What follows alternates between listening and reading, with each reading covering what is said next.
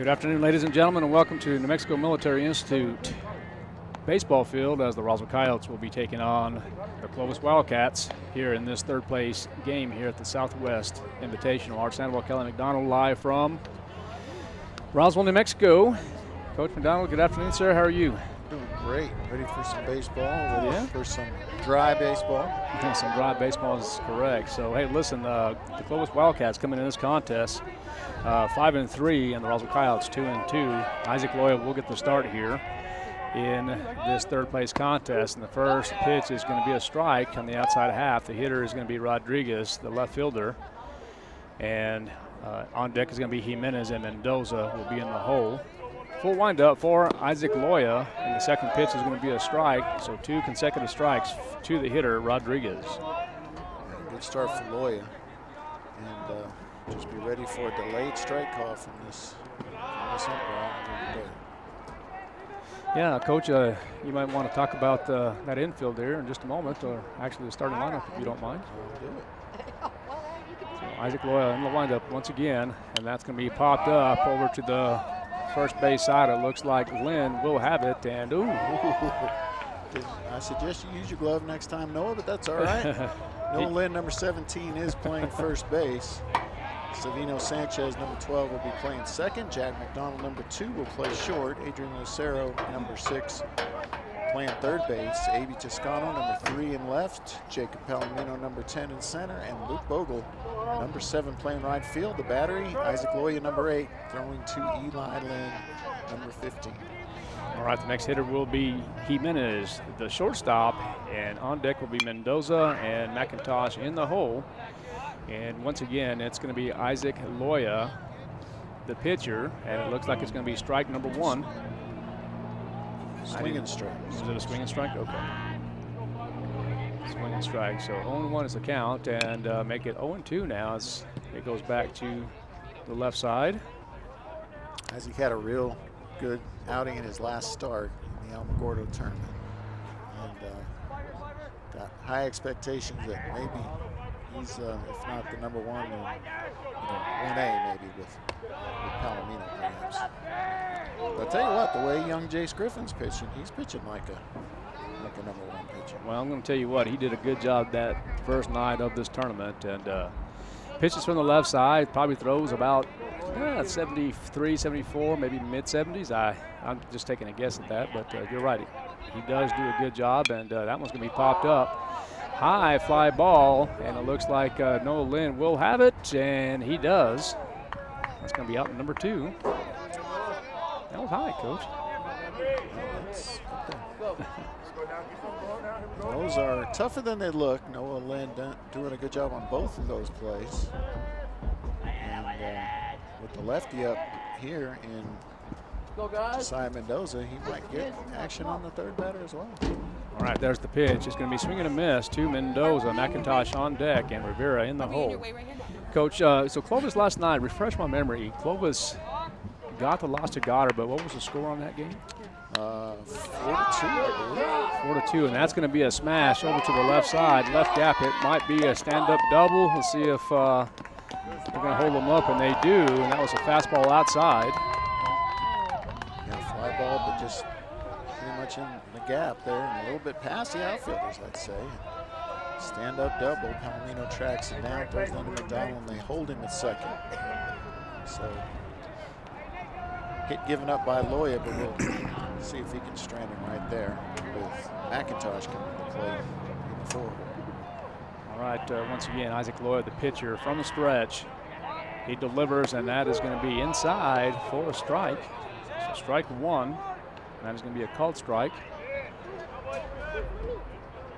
Mendoza is the runner at second base. Decent lead, good secondary lead as Savino Sanchez playing second base, and of course up the middle will be Jack McDonald at shortstop, and that is going to be ball 1. 1 ball, 1 strike, and 2 outs. And again, the hitter is McIntosh, and that one's going to be dribbled up the middle. Good job by Sanchez, and not in time, but good effort. Nice backhand by Savino Sanchez. Yeah, it's a tough play because he's holding the runner at second. And so he's moving away from the bag, and then he has to get his whole body turned and going the other way to go back and get the ball. Couldn't make the throw. We're going to score it as an infield single. But, yeah, good effort. If he hasn't, you know, if he's playing in his normal position, probably nobody gets to that ball. It's right over second base. Yeah, well, definitely a good job by Sanchez from defensively. Oh, that's a swing and a miss. The hitter, once again, is going to be Rivera, the right fielder. The pitcher will be on deck, Jameson, and in the hole will be Culver. But Savino Sanchez saved a run right there, Coach. Yeah, probably so. I think Jack was moving. Maybe he's got a chance to knock it down, but yeah, you know, good play by Beamer for sure. Do you think McDonald had an opportunity to get there to go ahead and go through that middle and make that play? You know, he was probably in position to make a stronger throw just because he's moving in the right direction or the same direction. But I don't know. It's hard to say. Sure. And the pick attempt to Lucero, try to get Mendoza. Of course, Mendoza will be saved. That's going to be swinging a miss for strike 2. 1 ball, 2 strikes, and 2 outs. I'm a little surprised they're not even pretending to send McIntosh so far. Well, there he is. He's going to step off and deliver, and that is going to be a big no-no there. So there's going to be, I'll let you decide what you're going to call that, Coach. It's going to be an error. Okay. As he steps off and throws it to center field, and McIntosh is going to go all the way to third on that same error. So the error bug biting us early as it did early and often last night. Okay, so the score is 1-0 now in favor of the Clovis Wildcats. That's going to be a called strike. Yeah, see, 0-0 game especially. I mean, I don't think you throw that ball in. I think you can see the base.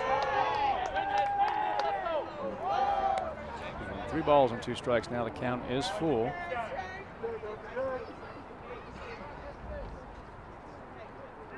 What do you think, partner? You think you should just concede the base in that situation? Oh, absolutely. I think that's probably the wise thing to do, yes.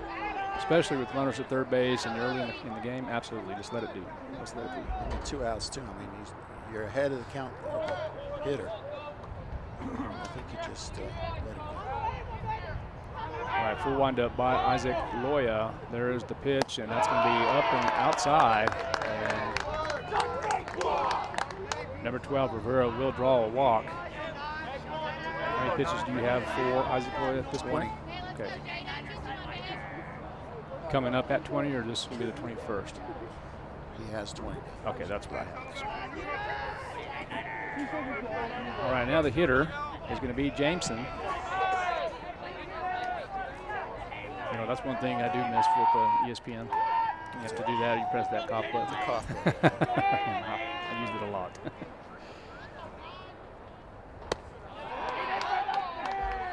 I'm sorry I missed that one. Looked like a ball. Okay. So ball 1. 10 is the count with 2 outs. Runners at the corners.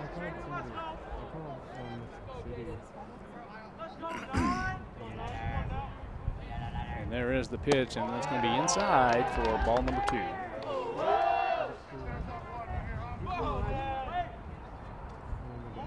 Once again, the hitter is Jameson. He is the 6th hitter out of 9. That's going to be a curveball, and another run scores. I'm going to call it a pass ball. I think it was a hit in the vicinity of the plate, and I think it needed to be blocked. And so that was going to be my assessment. I just wanted to get a catcher's opinion. That is it. So 3 balls and no strikes. One of the things that Isaac Loya is going to have to be careful with is a 3-0 count with 2 outs. Don't give anything in the zone whatsoever. You do have a base open. We'll see what he decides to do here, as that's going to be strike 1 in the inside half. So 3 balls and a strike. Yeah, don't give him anything he can turn on. I'd much rather have him force it any bag.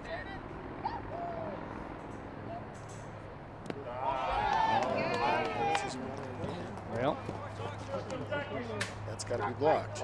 that's going to have to be blocked. I totally agree. That's going to be another pass ball on Eli Lynn.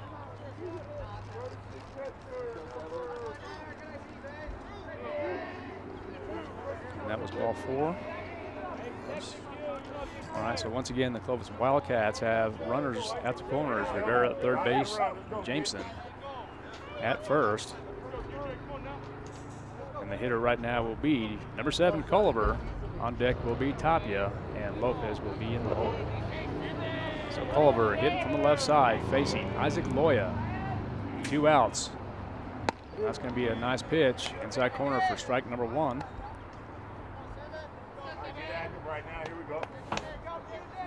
Let's see if Jameson decides to take off here with a comfortable lead.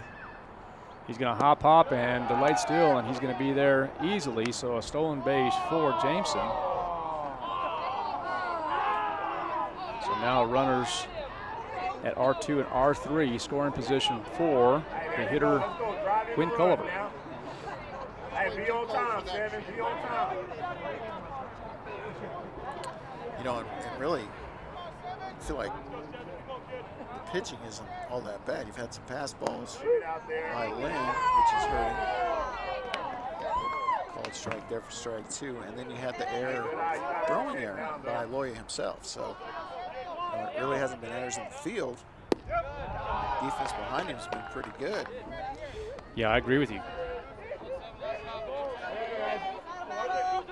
So 2 balls, 2 strikes, 2 outs. And there's the pitch, and that's going to be strike number 3. All right, for Clovis then, that does it for them. 2 runs on 2 hits, 1 error, 30 pitches. Roswell will have top of the order up when we come back. That's Isaac Loya, Jack McDonald, Eli Lynn. Coyotes trail 2-0. We're headed to the bottom of the first on KSVPTV.com.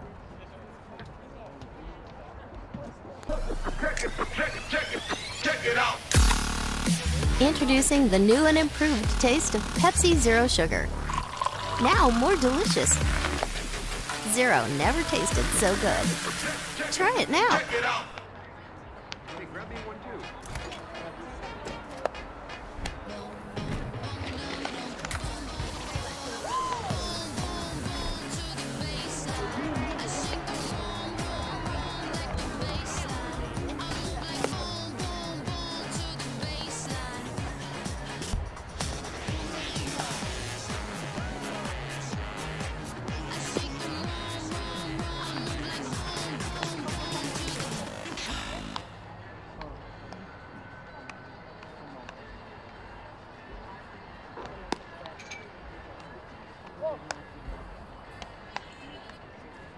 All right, welcome back to New Mexico Military Institute as the Roswell Coyotes taking on the Clovis Wildcats here in this 3rd place contest here in the Southwest Classic. The score is 2-0, and looks like Isaac Loya, Jack McDonald, and Eli Lynn will be the hitters for the Roswell Coyotes. Coach, what's your opinion on that first half? I mean, just shot ourselves in the foot a bit, but mostly Loya and Lynn. But if they can get the sticks going, it's certainly not something they can't overcome. And you know, obviously they want to get the sticks going after they couldn't do that last night. All right, and the pitcher is going to be Jameson for Clovis, and that's going to be a first pitch ball outside half. So good job by Isaac Loya and being a leadoff, and it looks like the official, the head umpire, is going to go have a conversation with Jameson. I'm not really sure if there's something flopping around, or does he have a little Vaseline in the glove? What do you think, Coach? Not sure. I think we'll take something off.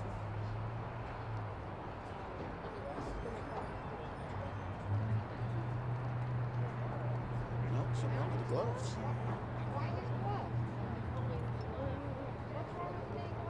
Explaining it to Coach Cruz.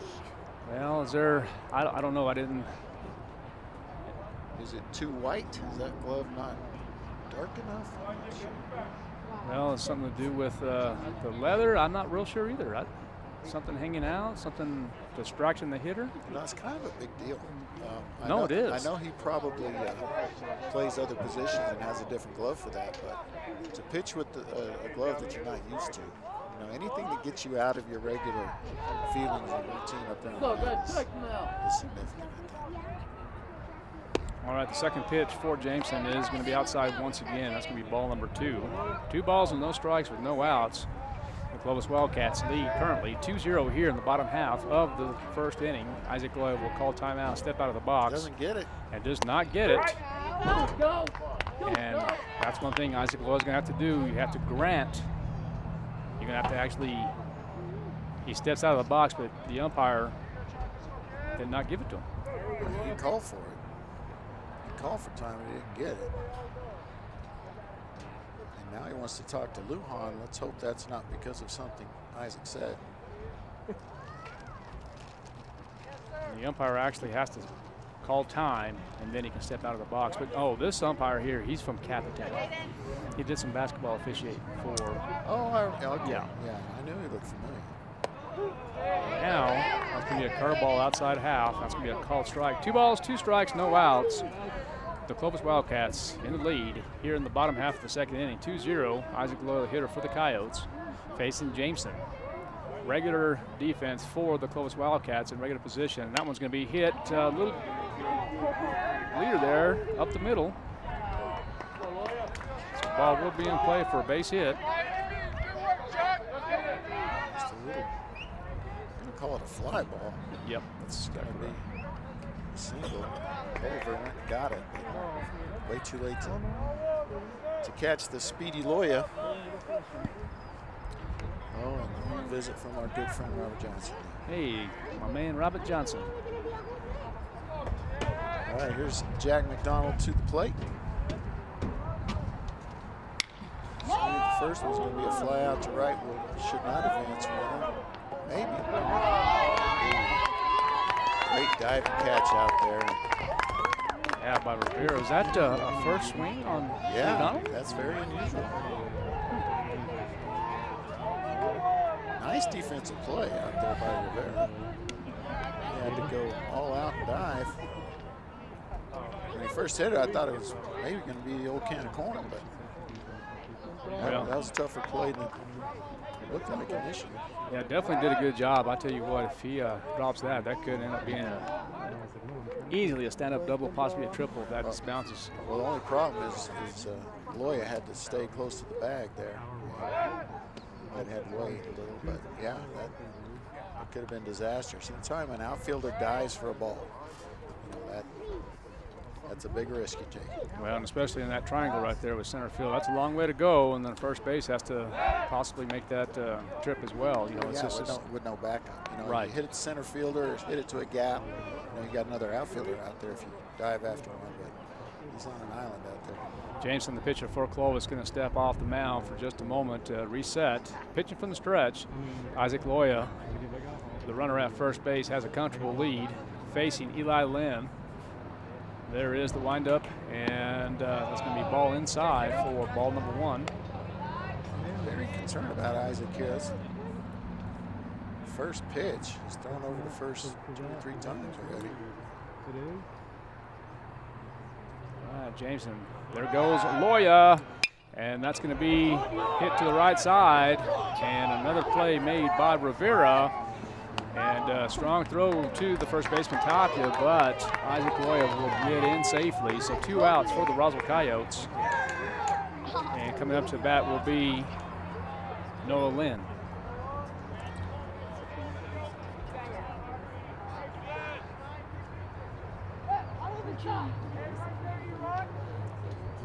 So 2-0 if you're just now tuning in to KSVPTV.com. Roswell Coyotes are facing the Clovis Wildcats here in this Southwest Classic Tournament.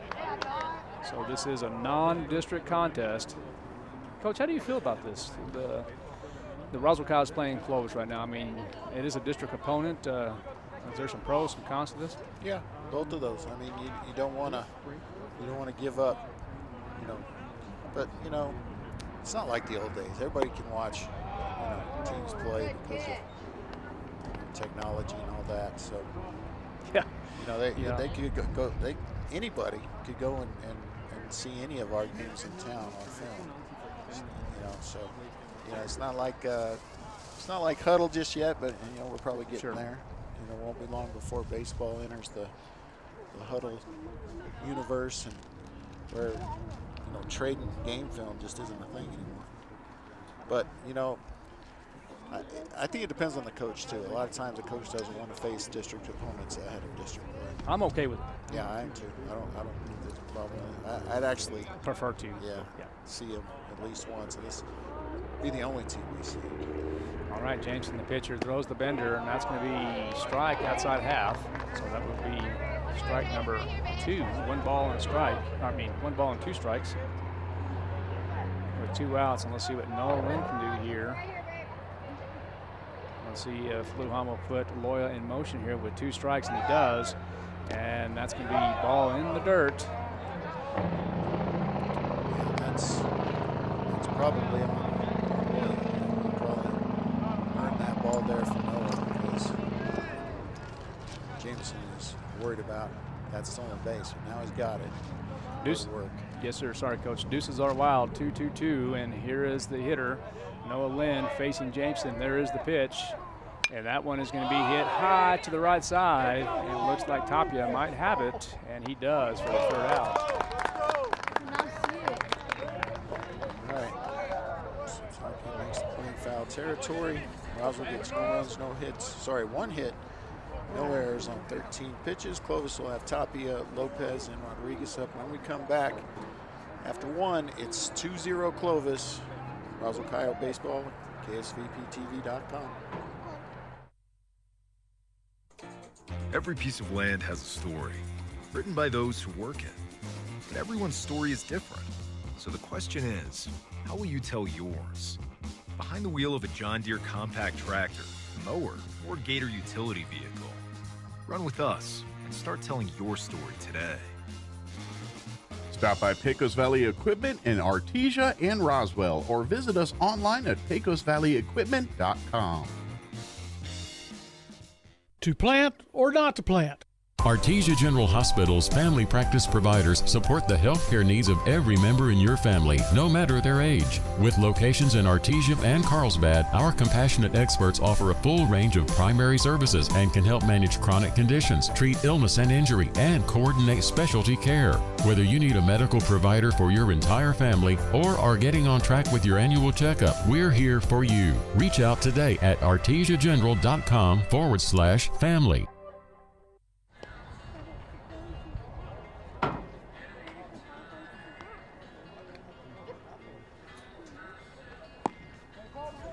All right, we are back here in New Mexico Military Institute.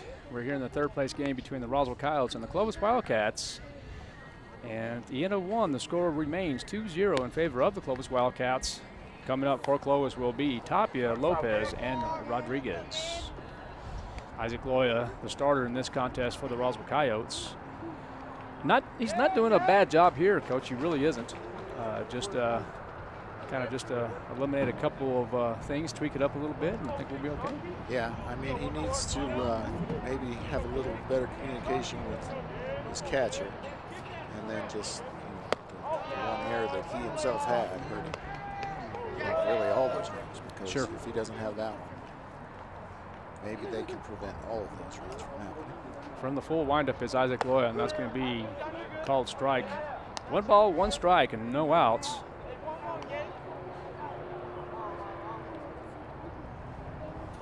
To the hitter Tapia. Tapia with an open stance from the right side. And that's going to be ball in the dirt for ball number 2. So it looks like Lucero will be getting the start at 3rd base, followed by McDonald at short, Sanchez at 2nd base, Noah Lynn at 1st, and the battery is Isaac Loya and Eli Lynn here for the Roswell Coyotes. Ball 3. And in left field will be Toscano, Palomino, and Bogle, left to right defensively. So 3 balls and a strike to the hitter, Tapia. And here's Isaac Loya with the delivery, and that's going to be ball in the dirt for ball 4, and Tapia will draw a walk, and now the Wildcats have a runner at 1st base. Going to have the 9-hole hitter coming in, that's Bernie Lopez. And don't want to get any more behind than we are. So, I'm thinking throw strikes, let your defense work. Just fill up that strike zone, see what happens. Well, looking at sacrifice bunt, and it's not a bad idea. It really isn't. Are they going to try to do a little bit of a wheel here? It's harder to do a wheel in baseball, sure, as it is in the game of softball. And speaking of softball, the Roswell Lady Coyotes fell this afternoon 9-8 to Cobre.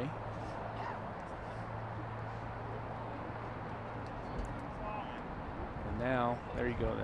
The official, the umpire, did grant Lopez some time there, so he stepped out of the box.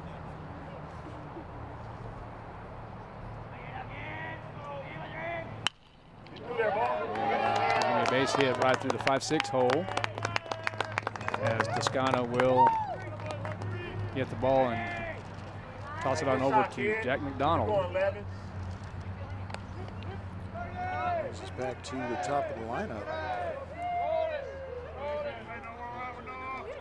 Need to remind people to head on over on Tuesday night, this coming Tuesday, to Dion's Pizza on South Main and West Wilding for community night benefiting Roswell High School baseball. A portion of all the sales between the hours of 5 and 8 will be donated to Roswell High baseball, so you can stop by, call ahead, order online for dine-in or pickup. Thank you to Dion's for supporting the Roswell community and Roswell baseball.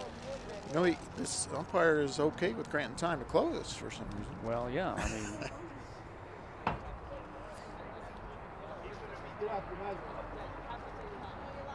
There's going to be to number 11, Rodriguez. Rodriguez is 0 for 1.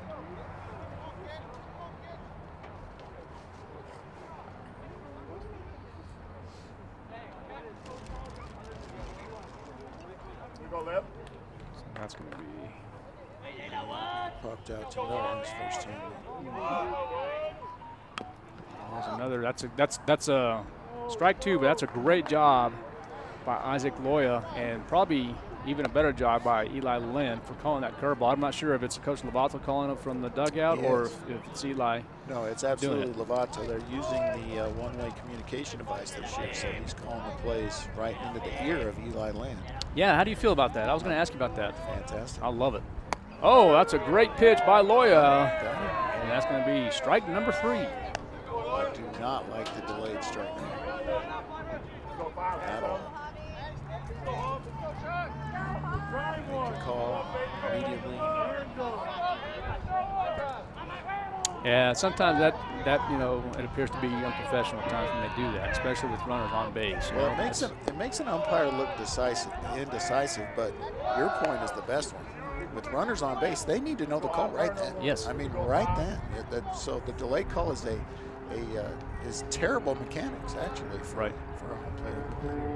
There's Isaac Loya, and there's going to be a shot over to the third base side, and it looks like Lucero will deliver to second base to Sanchez, and it looks like everybody will be safe.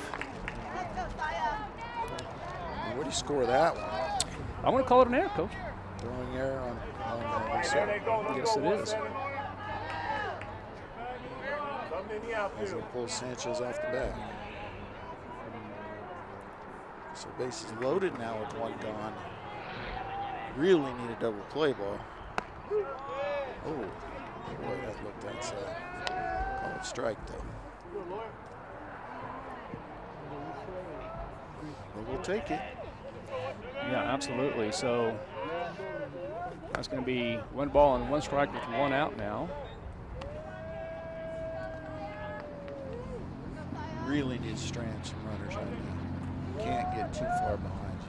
Well, and this is just my opinion. Not that I know anything, Coach, but in my opinion right here, you have bases juiced, and I'm okay with this, actually. You have bases juiced. I think that, McDonald's actually running the infield there, and this is great because if he does get a ball up the middle, to go ahead and try to get that 6-4-3, 4-6-3, or 3-6-3 double play if all possible. But I would assume that those corners would end up going to the dish if they would to receive that at the corners. But I think McDonald and Sanchez have that opportunity to get that double play depth. Yeah, I think if the ball goes up the middle, that's your play. But a hard shot to the corner, absolutely come home with it. 1 ball, 2 strikes with an out, and that is going to be ball 2. I'm not sure if it really went into the dirt area or not, but good job by Lynn. So 2 balls, 2 strikes, and an out.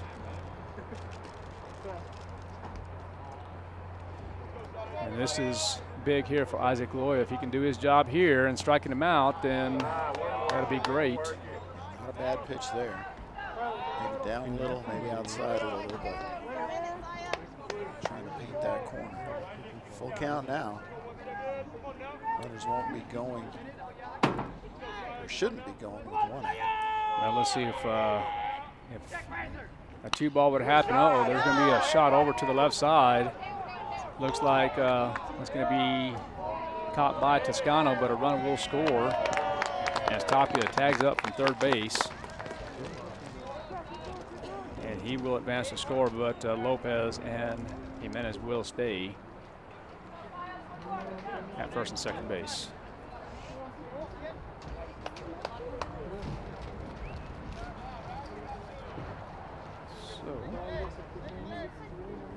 Runners do not advance. Except for third base.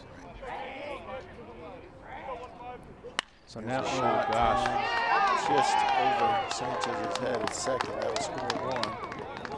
We'll have runners at the corners. It is a nice shot. Ball will be in play.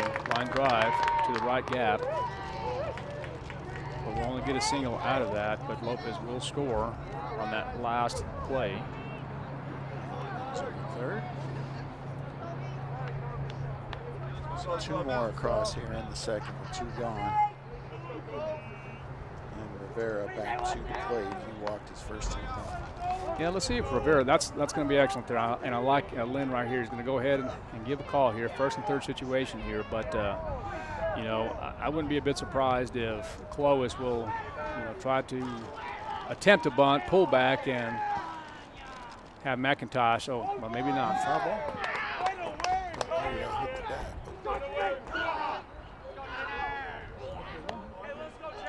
You don't have to worry about what kind of play they had on there. Never mind. Hit by pitch. So bases are juiced now with 2 outs.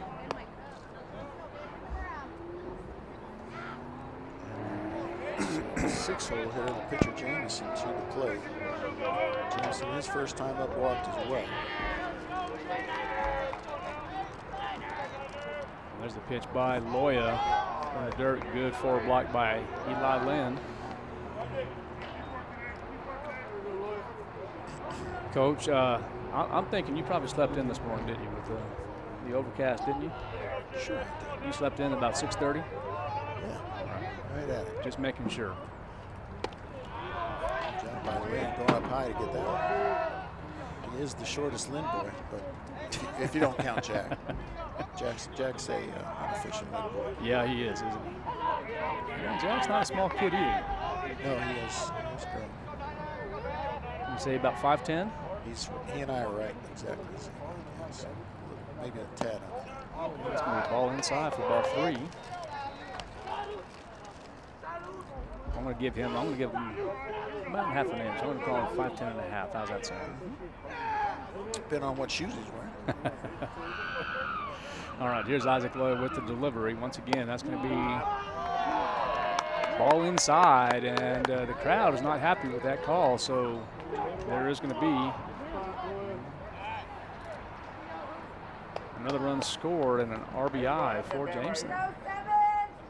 And I'm not big on that. I'm not big getting an RBI with that. It is what it is. So. Well, I mean, I am of the opposite opinion because, you know, drawing a walk is, I mean, sometimes a good AB. Right. You're right. I mean, sometimes it's easier than others, but you know, a walk is an accomplishment in most cases at, you know, at this level and up. So I'm okay with the RBI drawing a walk.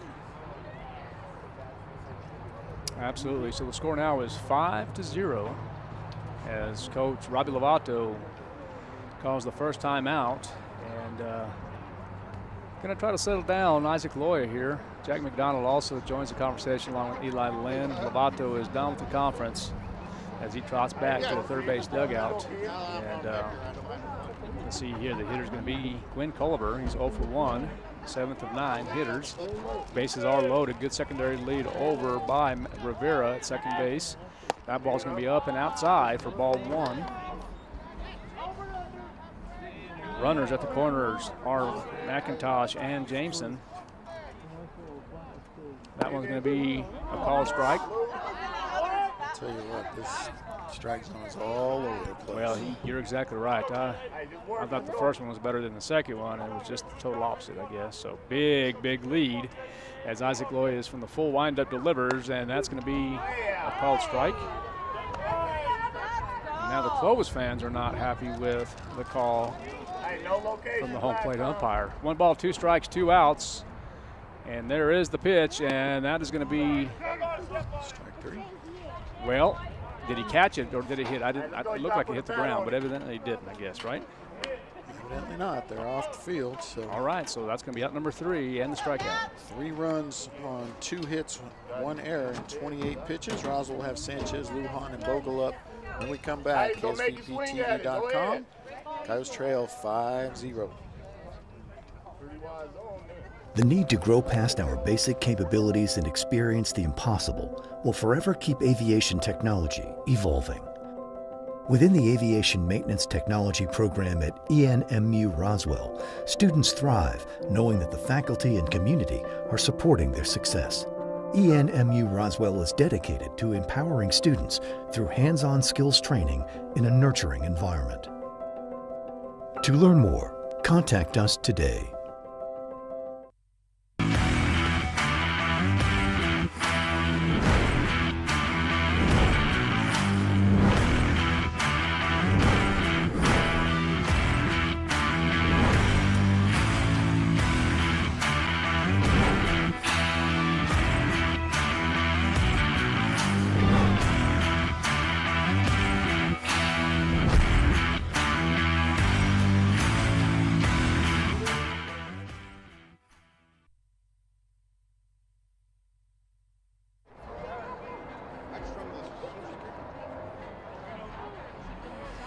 All right, welcome back to New Mexico Military Institute. We're here in the bottom half of the second inning as the Roswell Coyotes trail Clovis 5-0. And the hitter for the Roswell Coyotes will be Savino Sanchez, Rico Lujan on deck, and Luke Bogle in the hole. And pitching for the Clovis Wildcats, still Jameson. There's going to be a first hit or a first pitch swing, and it's going to be thrown out to right field for out number 1. You know, most outs all out there to right, so I wonder what kind of adjustment needs to be made by these Coyote hitters. Good job by Jameson so far on the mound today. All right, now the hitter's going to be Rico Lujan. And I would assume he's taking that. He's going to go ahead and swing at it. And he gets a base hit. Now that's not unusual. Rico will go after the first pitch if he likes it. He's an aggressive So, hitter. In your opinion, Coach, and again, just you and I having a conversation, you have a first pitch, okay, Sanchez flies out on the first pitch, and then Rico Lujan comes in and swings at the second pitch. I mean, what's your opinion on that? Well, his first pitch there. Right. Yeah. Yeah.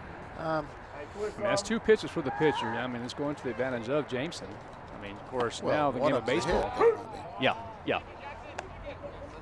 I mean, if the I see where you're going, where it's more dangerous to give that advantage to Jameson, you know, because you give them a chance to get 2 outs on 2 pitches. But I mean, if you're an aggressive hitter, So error on the 180 turn from the second baseman, in my opinion, and that's going to be Quinn Culliver. That's gotta be. So here's an opportunity for Bogle, who's been hitting the ball hard. Runners on and just 1 out. Yeah, this is big.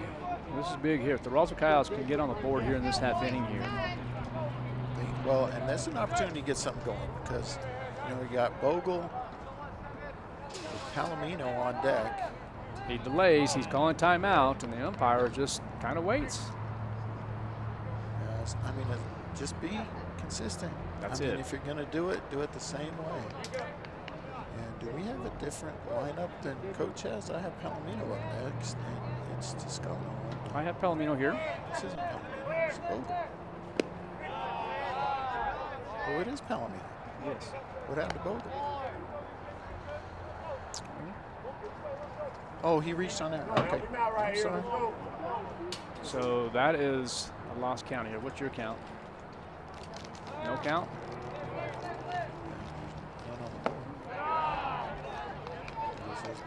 I thought was there a pitch before that? I thought there was, but was there a pitch before that? No? Okay. So 1 ball, no strikes, and 1 out to the hitter, Palomino.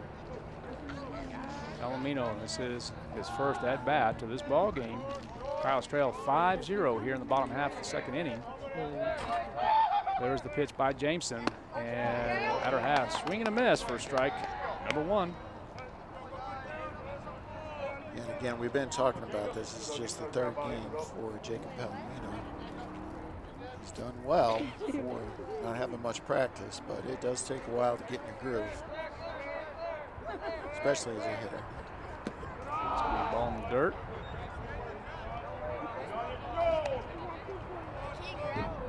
Two balls and a strike. Runners at first and second base with 1 out.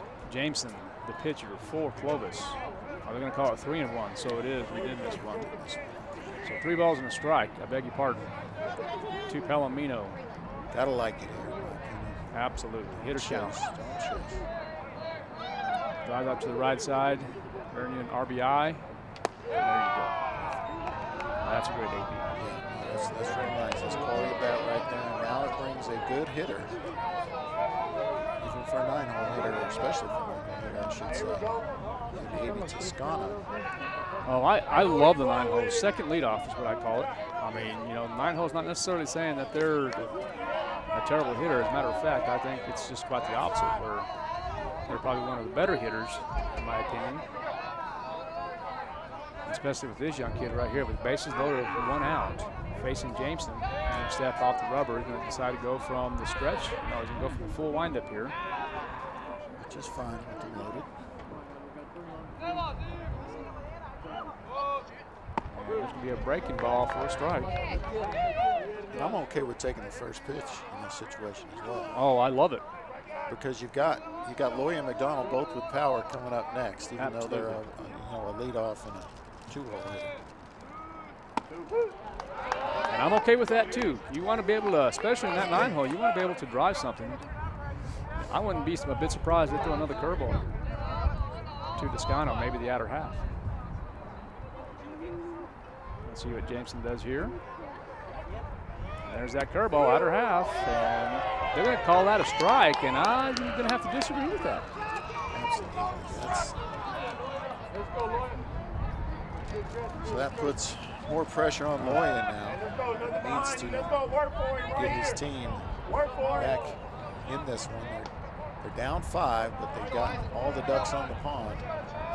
Let's see if Loya can do something with this. He will go after the first pitch if he thinks he can grab it.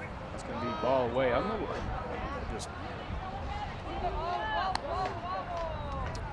I just don't like when you have an umpire I mean, it makes it that much more difficult for a batter because you just never know what's going to get called a strike and what's not. So you almost have to be more aggressive than you'd like to be. That's going to be foul, in foul territory. That's going to be the 3rd out as Isaac Loya pops a fastball away to the first base side, and it's going to be caught by Tapia. All right. Roswell Coyotes get no runs on 1 hit, 1 error, 14 pitches. Clovis will have Tapia, Lopez, and Rodriguez up when we come back for top of the 3rd. Coyotes trail 5-0. KSVPTV.com. Roswell Coyote Baseball.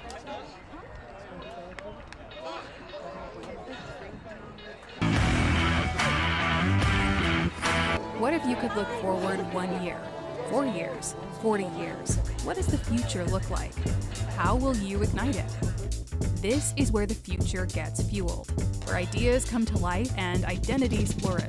This is where we define opportunity as individuals and as a pack, Being a Lobo is about so much more than the classes you take. It's about the mark you make on your world. Because the journey starts here, but it never ends.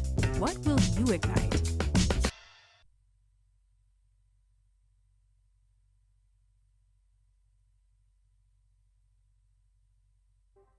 Are you or a loved one having a hard time getting to your medical appointments? At Artesia General Hospital, we believe that transportation should never be a barrier to good health. That's why we're excited to announce our new non-emergency medical transportation services. Each of our vans is wheelchair accessible, and our friendly certified drivers go the extra mile by meeting you at your doorstep and ensuring a comfortable ride to your Artesia General Hospital services. Rides are Welcome back available to Monday. Coyote baseball. We're here at the Southwest Classic as the Coyotes taking on the Wildcats. 5-0 the score. At the end of 2, the Roswell Coyotes had no runs on 1 hit, 1 error. And now coming up to the plate is Tapia, Lopez, and Rodriguez, and that's going to be swing and a miss for strike 1. Update from the championship game being played right now over at Goddard. It's Goddard 2 and Grants 0 after 4 innings. Strike 2 there. Boy, gets ahead. Tapia. He walked his first time up. Nothing in 2, but now it's going to be 1 and 2. 1 ball, 2 strikes to the hitter, Tapia. It's going to be a swing and a miss for strike 3.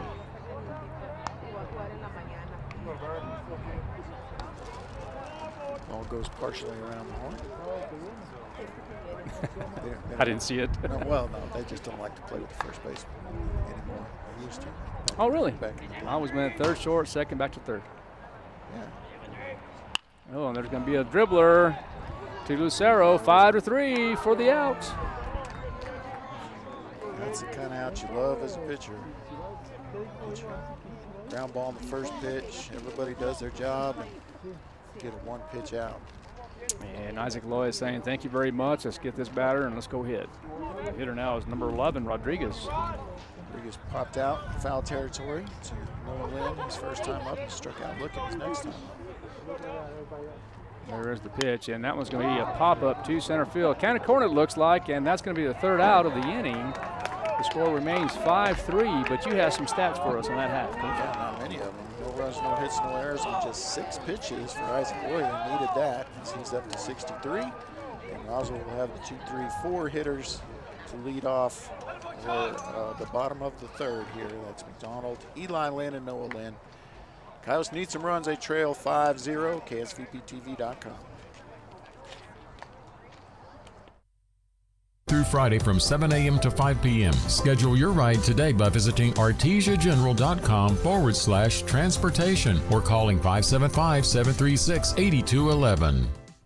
Bob Reed Pest Control protects you and your home by controlling pests that invade. Bob Reed Pest Control understands the importance of safety in and around your home from unwanted pests. Protect your family's most important investment, your home, and protect your children and pets from the dangers of poisonous bugs and insects. Call Bob Reed Pest Control today and let our fully licensed pest control professionals start working for you and your family. Find us fast in names and numbers. Call 623-5344, serving all of Southeast New Mexico.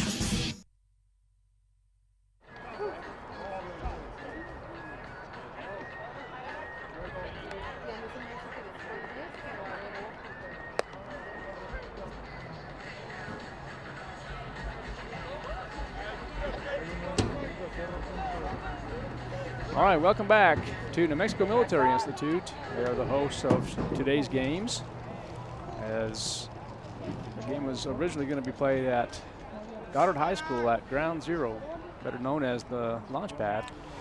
But due to inclement weather, the game was changed today.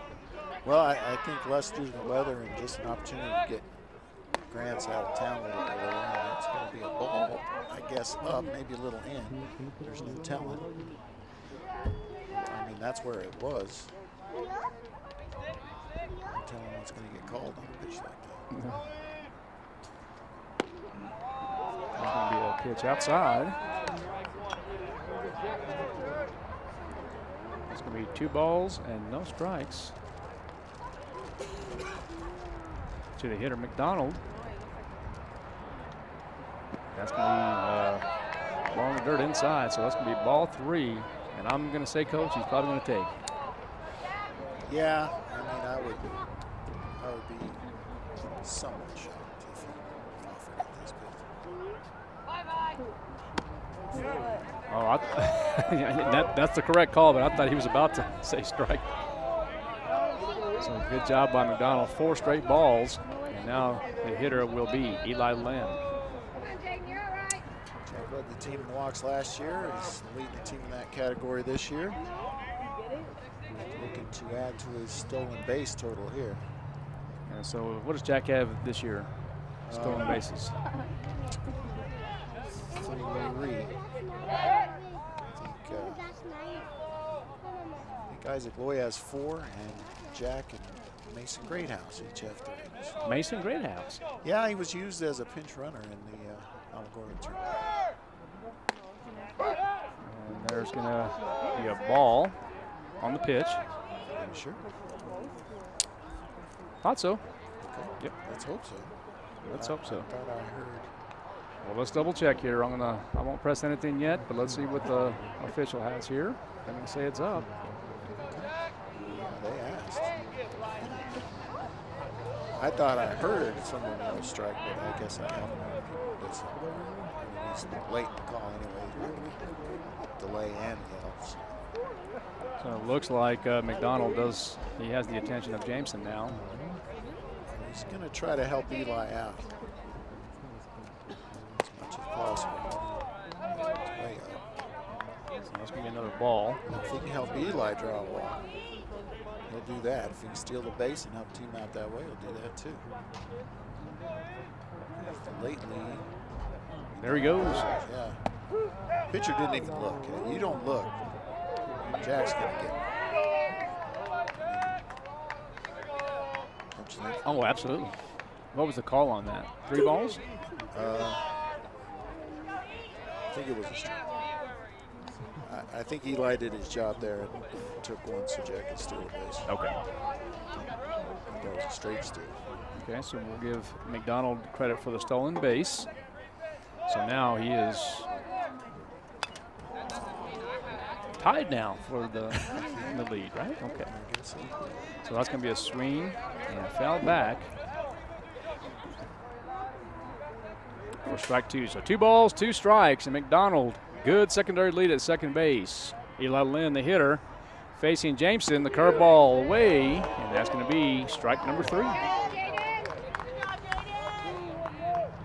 Yeah, and it's just, I mean, I said it before earlier, it makes it really hard on these hitters. I mean, it's so hard to learn to be a good hitter and take the pitches you're supposed to and swing at the pitches you're supposed to. And then you get an umpire who's all over the place, and it's just super frustrating. It'll be a pickoff move to second base. And I'm not saying it's just for one team. Right. You know, it's not necessarily a disadvantage for this team. It's a disadvantage for both teams, and it's a bad thing for the kids.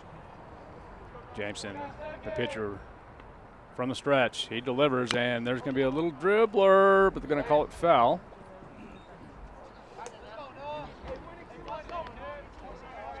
So that's going to be strike 1. You know, I don't want the Coyotes to be too aggressive with Jack here because, or any base runner, because we're down 5. Sure. We need multiple runs. And yes, it's important to get that first one across, but. And there's the bender inside, strike 2.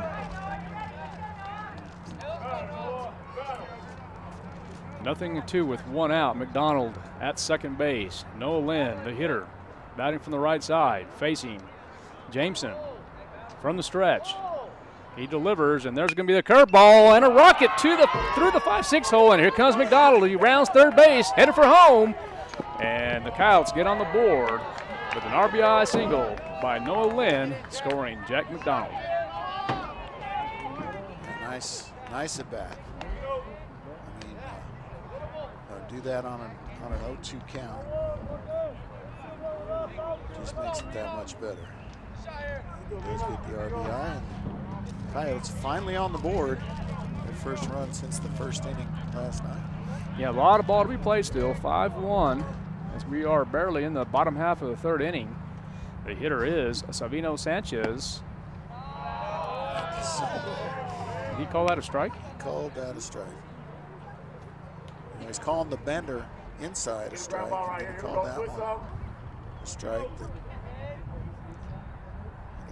Yeah, I get you. Straight for us too. Sure it is. And for the viewers. All right, so Noah Lynn, decent lead at first base. And Jameson will throw it on over to Tapia. No, just a modest lead over there. It's going to be a wild pitch. Absolutely. So Noah Lynn advances to second on the wild pitch, and now Bino with a chance. And you know, every bat's important, but every at bat, I should say, but it becomes just that much more important now with the runner going to second, kind of a freebie. Now you got to me, you got to make sure you hit the ball this way. Get that runner over there with one out. Give your team a chance to get that second run across. Totally agree with you. Totally agree. So foul ball for strike 2, 2-2 the count. All right, the hitter is Savino Sanchez facing Jameson. Noah Lynn over at second base. There's the pitch. And that's going to be foul once again.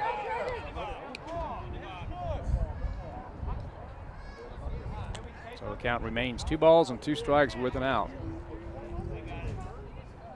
Ball spinning on the ground, in and out of foul territory. Never really left the box though. All right, let's see what Jameson does here as he's getting his signals from his catcher. There is the pitch and the delivery, and that's going to be an outside curveball for a ball.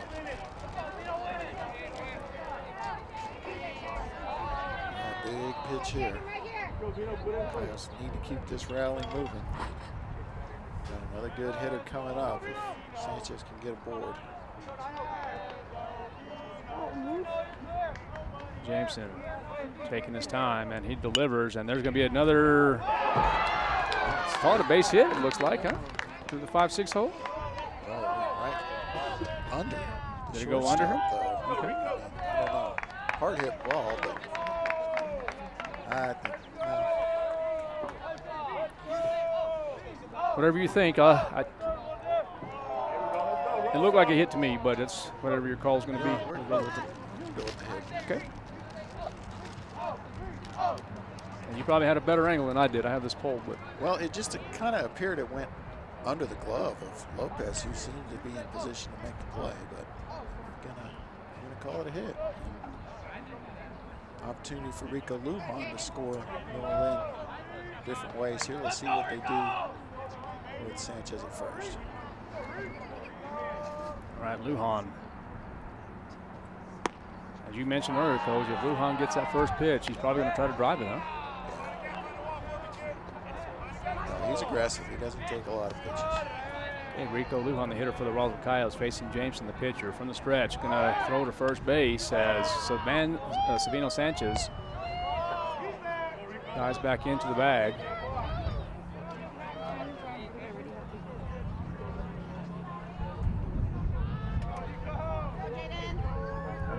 Catcher still, his name, I forgot to put him in. Oh, Sanchez kind of stopped halfway and then decides to go ahead and go. It wasn't a delay still. I think Jameson kind of caught him off guard, but Sanchez is going to get credit for the steal. Yeah, I believe you do have to give him credit for the stolen base on that, which I think was a ball, but I'll call it 2 balls at this point.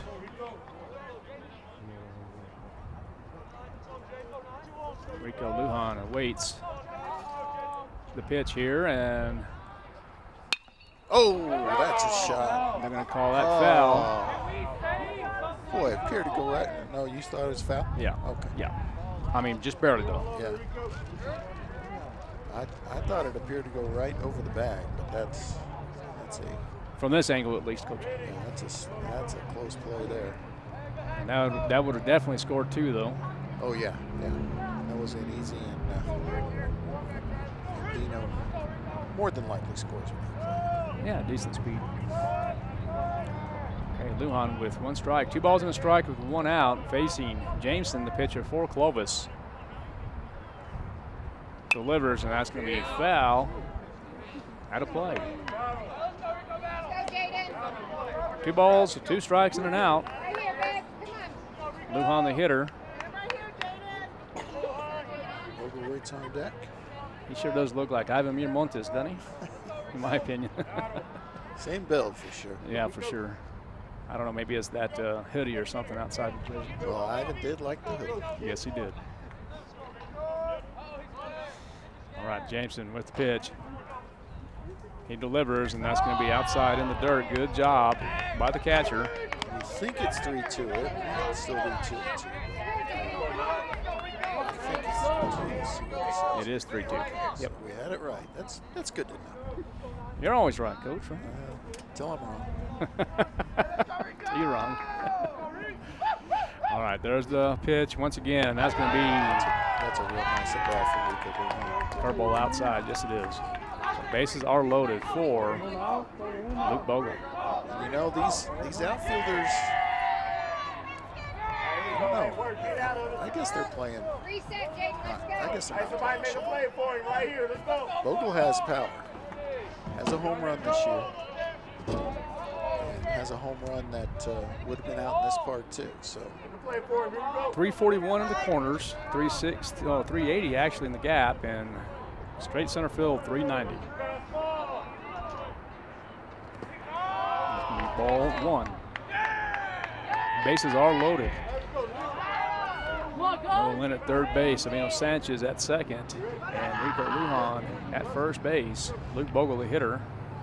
yeah, you'll rarely see 7, 8, 9 hitters with more power than these 3. Oh, that's going to be a nice catch. Nice grab. So you have 1 runner score. 2 scores. So you have Noah Lynn. Sabino Sanchez scores. It looks like the third baseman Lopez goes 5-4. The throw to first was an error. Safe. Ball in play. It's really a fielder's choice.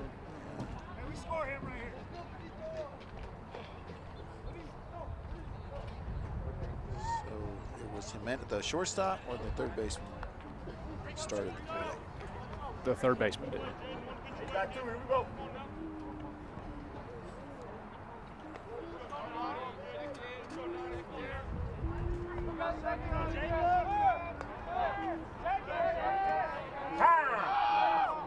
Timeout. Did you hear that? Looking on the last play there. So, but they had, so there's still 2 outs, correct? So, yeah, 2 across, 2 outs. They did end up getting Lujan at second with the force, but the throw was off the mark.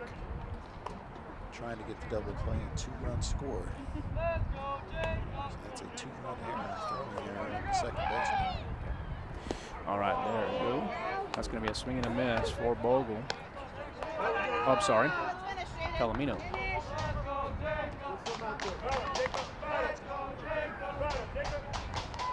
So 0-2 with 2 outs. And you do have a runner at second base.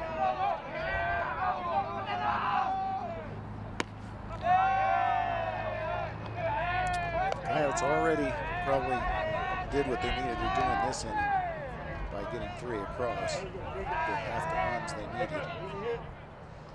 Hopefully they're not done here. So now the score is 5-3. And that's going to be a swing and a miss. For out number 3 as Jameson strikes out Jacob Palomino. But the Roswell Coyotes do get 3 runs on 2 hits, 1 error, 32 pitches for Jamison. Clovis will have Jimenez, Mendoza, and McIntosh up. When we come back, Coyotes get 3 that inning. They still trail 5-3. KSVPTV.com.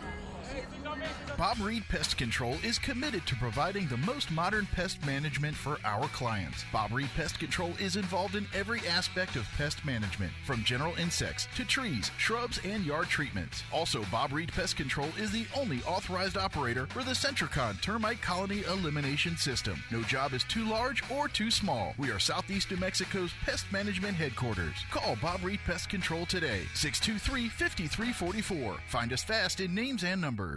Calichi's is ready to bring you the coolest dessert in the desert. Desert Ice, a 100% fat-free and dairy-free premium fruit ice that's made daily. Whether in the desert on a cone, a cup, or as a mix-it, Desert Ice is the perfect treat to cool you down when things get hot. Available in fruitastic flavors like mango, strawberry, lemon, and orange. Try it alone, in a cone, or take it to the party zone and mix it in with any Calichi's flavor. Turns out the desert can be a pretty cool place. Get to Calichi's on North Main in Roswell. Roswell's newest spot to chill out. Welcome back to New Mexico Military Institute. The Roswell Coyotes had a nice half with 3 runs on 2 hits, no errors. And now the score is 5-3 in favor of the Clovis Wildcats. Isaac Loya, the pitcher for the Roswell Coyotes, will have strike 1. On the call strike, the hitter is going to be Jimenez, and that's going to be swing and a miss for strike 2. So nothing in 2 with no outs. And Roswell Coyotes really had a good half. Yeah, real good. To make the score 5-3. And the bender goes outside for ball 1. Good 0-2 pitch, though. Absolutely. Absolutely. I like that pitch.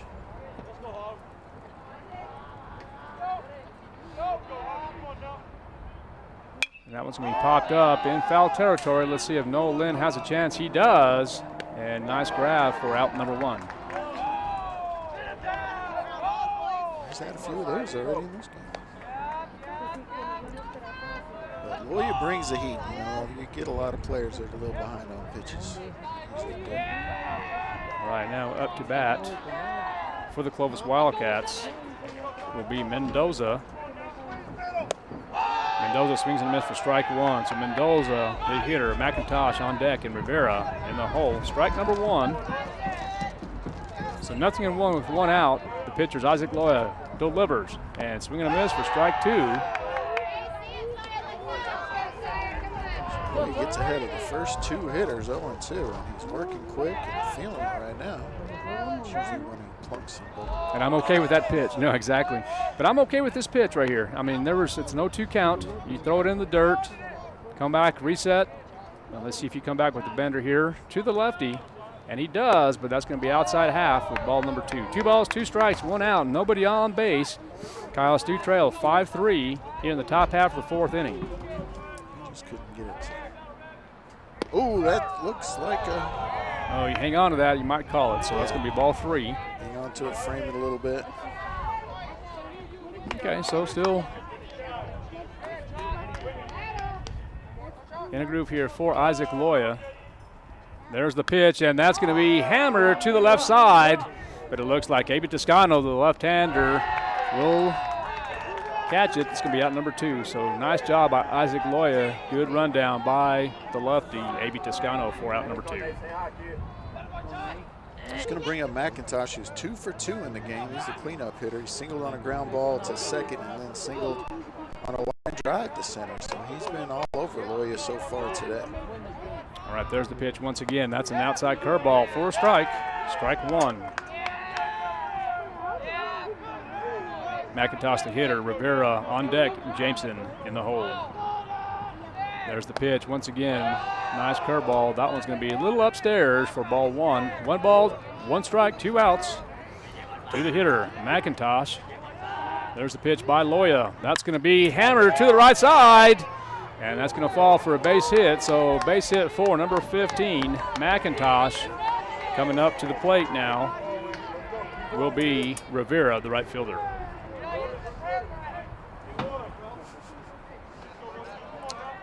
Yeah, just a good piece of hitting. That McIntosh is having a game. 3 for 3. Yep, 3 for 3.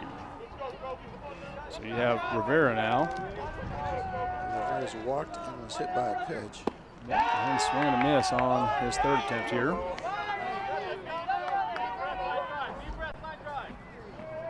Nothing one with 2 outs. McIntosh, comfortable lead at first. The delivery is up, and that's going to be strike 2. All right, this is a very, very important pitch here for Isaac Loya and the Roswell Coyotes.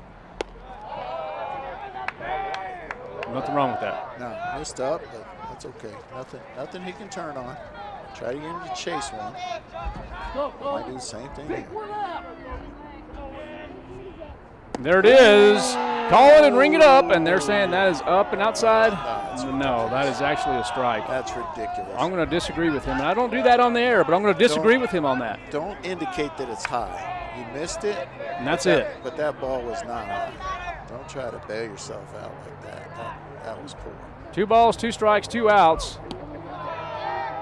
And the pitch is going to be down. 3 balls now to the hitter, Rivera. And all I'm asking is a little consistency there behind the plate. 3 balls, 2 strikes, and 2 outs. And there's the pitch.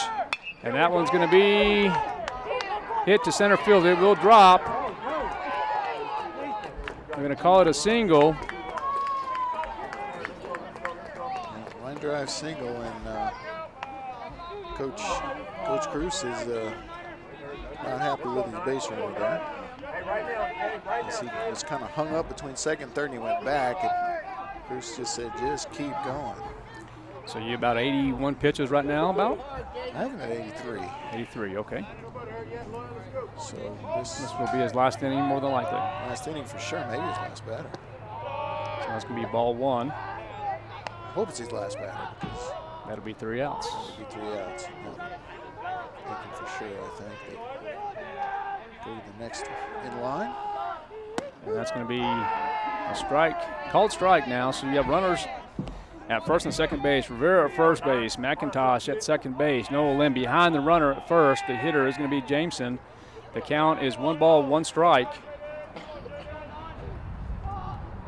And that one's going to be fouled.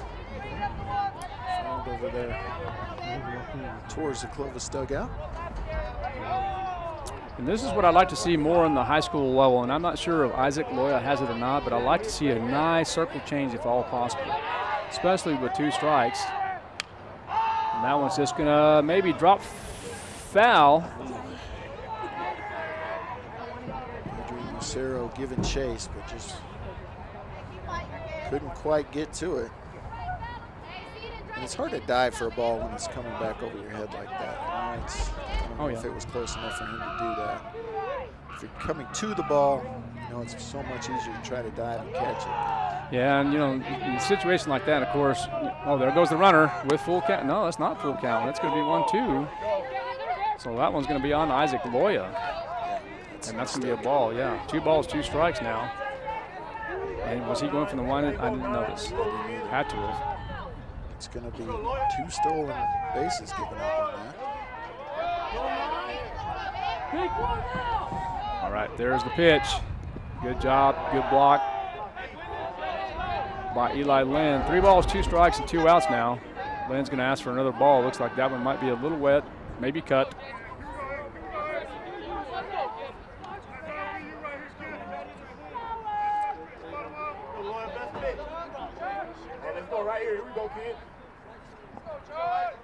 All right, big pitch here. Got to strand these 2. All right, there's the pitch once again. And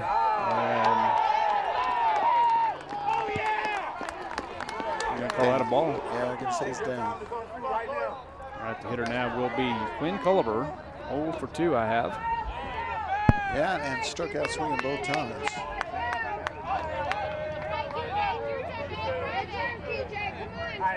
Still a chance to keep them off here in the top of the 4th. Loya can go from the windup if he wants to here. And he will, but there's going to be a timeout. So right about 80, my glasses on, probably about 88, 90. Yep, 90 pitches. So they're letting him finish here. Plan was 85 pitches, but sometimes, again, it doesn't go to plan. So 91 pitches as Noah Lynn will deliver that. Nice little toss to Isaac Loya for the third out. And hold on, did they say something here? Okay, no, they're going to confirm it as the third out. Okay, so Clovis, no runs on 2 hits, no errors, 27 pitches. Roswell's going to have Toscano, and then back to the top with Isaac Loya and Jack McDonald for the bottom of the 4th. When we come back, Coyotes trail 5-3, KSVPTV.com.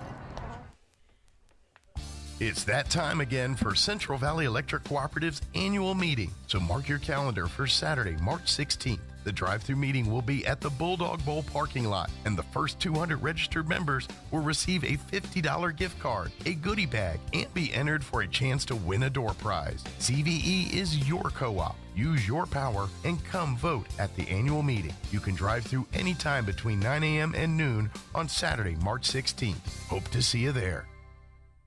If you're missing a tooth or several teeth, a dental implant may be the ultimate solution. Implants look and feel so much like real teeth that you probably forget you have an implant. Maupin and Brown Dentistry is one of New Mexico's most experienced implant providers, with literally thousands of implant patients who are absolutely delighted with the results. Call Maupin and Brown today for an evaluation. You'll be surprised how affordable implants can be. Maupin and Brown, your choice for experienced, state-of-the-art dentistry. All right, welcome back to the Mexican Military Institute. We're here in the third place game between the Roswell Coyotes and the Clovis Wildcats. And the hitter is going to be Abe Toscano. It's going to be the first pitch. Hit on the ground to the second baseman, 4-3 for the out.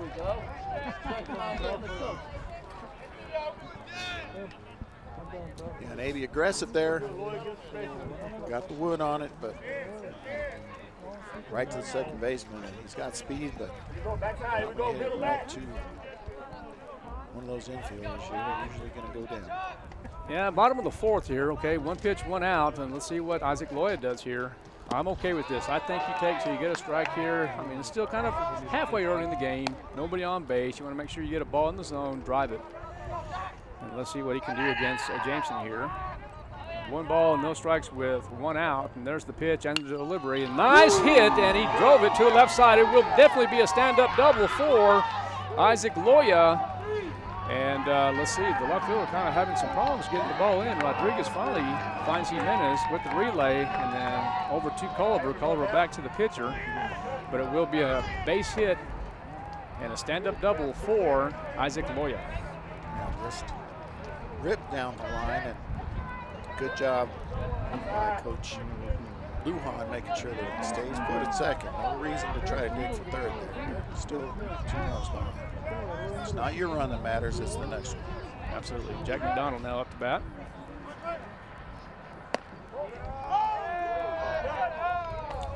It's like up and out. We're going to call that a strike on the outer half.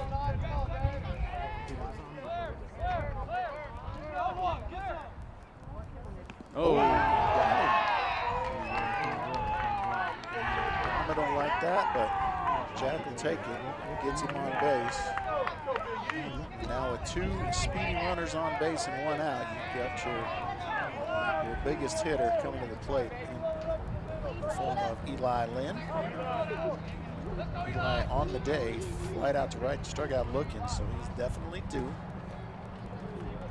Yeah, 1 little hit can change the game. Scores 5-3.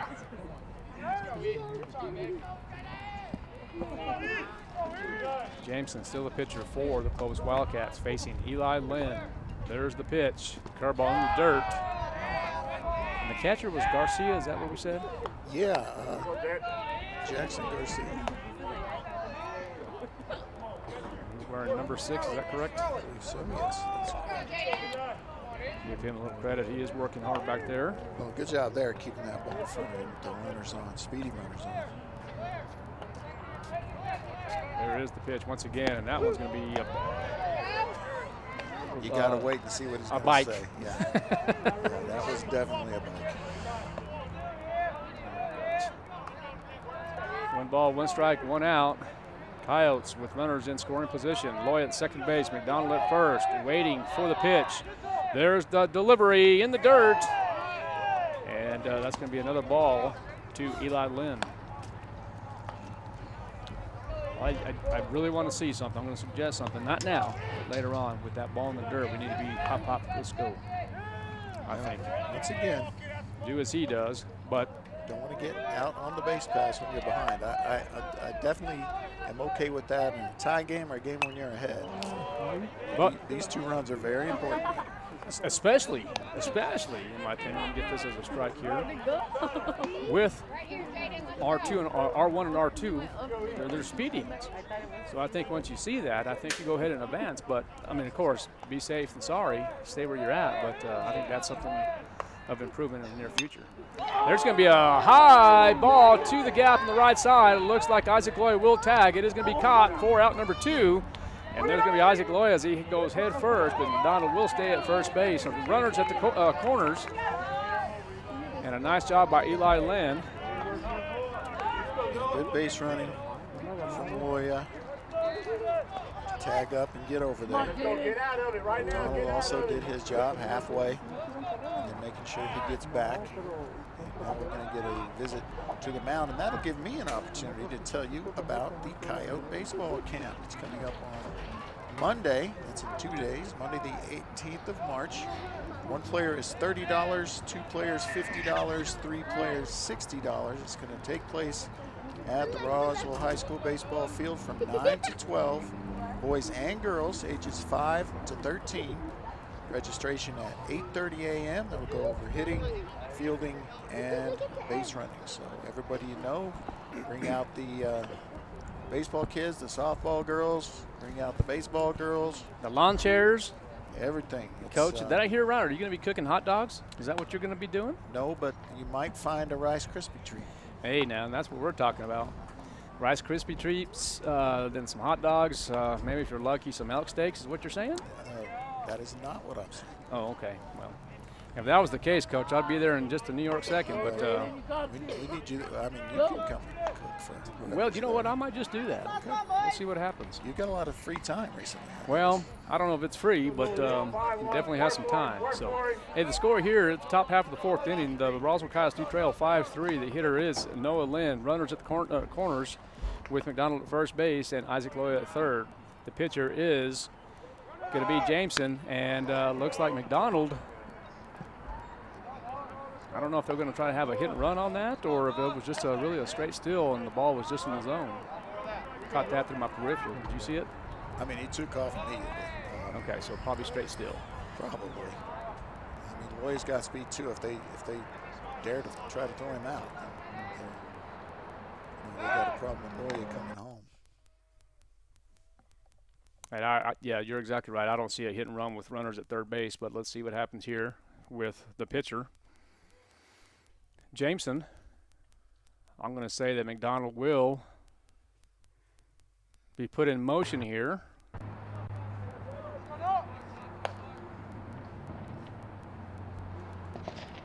And I don't even know if Noah Lynn felt that at all. I mean, I'm just telling you, it's just, I think you better check the ball better yet than that helmet. I'm going to tell you something. That was something else. Yeah, Noah didn't flinch in the slightest. None. I mean, that ball was coming in his head, and he was a statue there. I'm telling you, call a timeout. The official needs to go over there and check the ball because I think that ball might be dented. I will say this. He did kind of turn his head to the side. Okay. You know, just so it doesn't, catch him in the brim and go in the air hole. Yeah, it's a big individual right there. Savino Sanchez, the hitter now for the Roswell Coyotes. The Coyotes have bases juiced here in this bottom half of the 4th inning. The pitcher still remains to be Jameson. Isaac Loya at third base, McDonald at second, Noah Lynn at first base. And we have 2 outs here in the bottom half of this 4th inning. Bino's a smart hitter. He's going to hope he gets the time call. And just barely, because I don't know if that official saw him.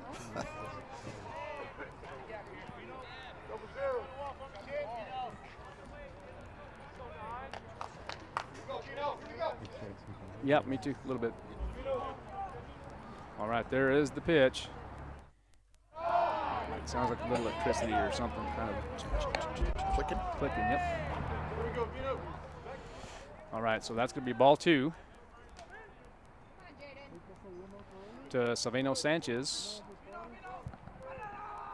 Here's a chance for Sanchez to drive the ball here, and he does. Let's see if it falls, and it will. So 1 run will score, 2 runs will score, and a 2 RBI single for Savino Sanchez to tie the ball game up at 5. Yeah, just the dying quail, as they say. Yes, sir.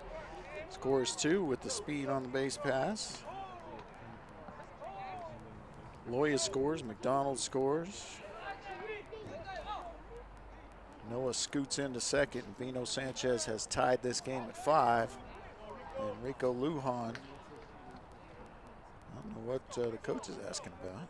And that is Coach Cruz, right? Yeah, Cruz. Cruz? C-R-U-C-E. I think it might be pronounced a little bit more like Cruz, but not sure. All right, tie ball game now here in bottom half of the 4th inning. The hitter is Rico Lujan. And Rico's kind of hot lately. He's got a single and walk his first 2 times up. Looks at a pitch called to strike there, which is a little unusual for him. And you see exactly what's going on here? I love it right now. This is what I absolutely love with Noah Lynn at second base, communicating with the batter.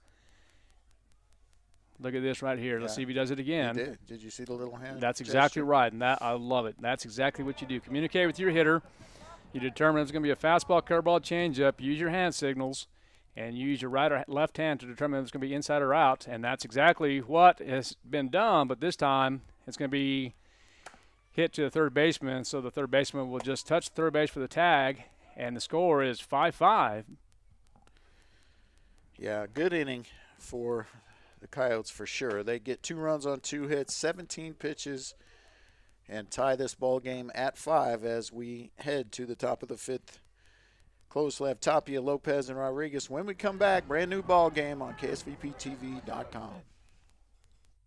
Oasis Computers has been Roswell's trusted source for home and small business computers for over 30 years, and they continue to be your best resource for computer repairs, operating system upgrades, web root managed antivirus, special orders, and more. Oasis Computers is now open from 8 to 1, Monday through Friday to better serve you. Service calls by appointments and after-hour appointments are available too. Stop by Oasis Computers at 1703 North Garden or call or text 575-625-9141 for even faster service.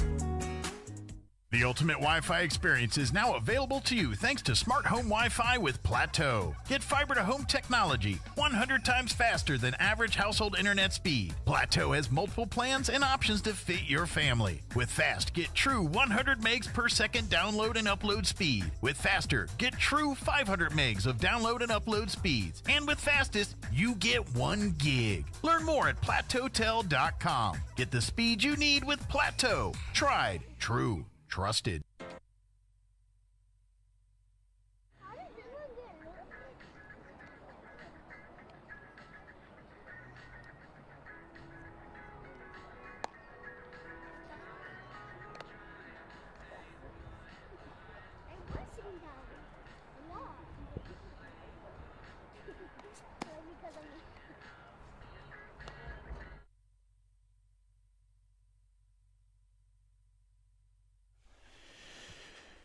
All right, welcome back to the field of New Mexico Military Institute. Tie ball game here as we begin the top half of the 5th inning, but we do have some changes here as we begin the top of the 5th. Pitching and defensive changes. The new pitcher is Jacob Palomino. This is his first trip to the mound as he is late coming from basketball.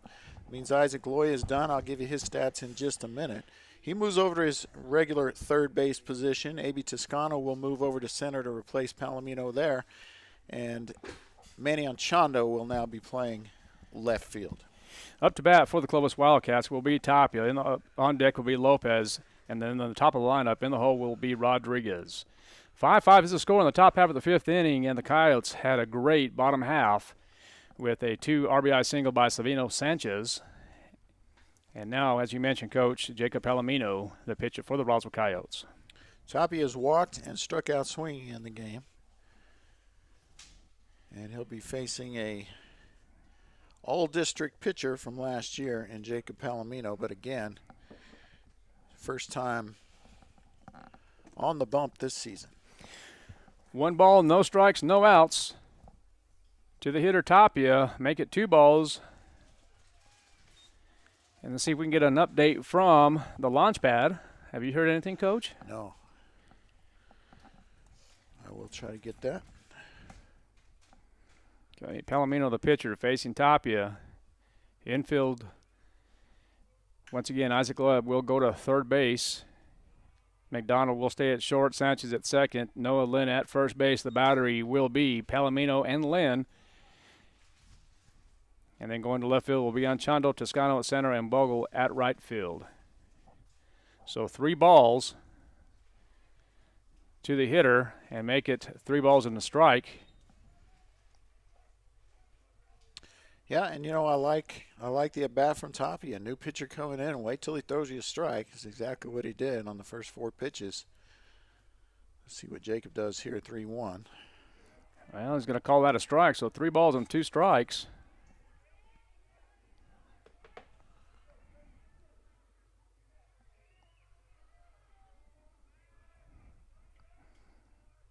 There's the pitch from the stretch. And that's going to be ball 4. So Palomino will have 6 pitches about.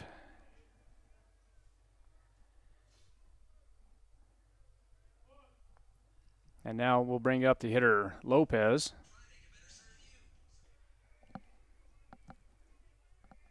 .55 is the score if you're just now tuning in to KSVPTV.com. Palomino will deliver. And there's going to be a bunt. Let's see if Noah Lynn will get it foul, and he does. No, it's a foul ball. Now, if he was playing in front of the bag, that might have been okay, but let it go foul, and that's what he did.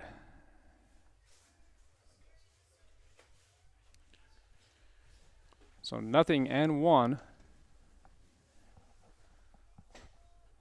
Okay, we got a score. 2-2.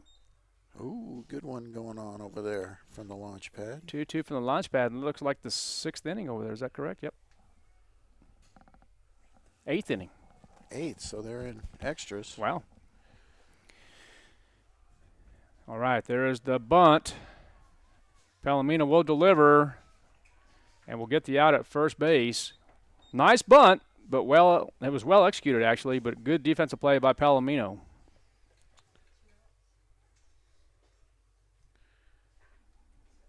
Yeah, I mean, the batter did his job. He put the bunt.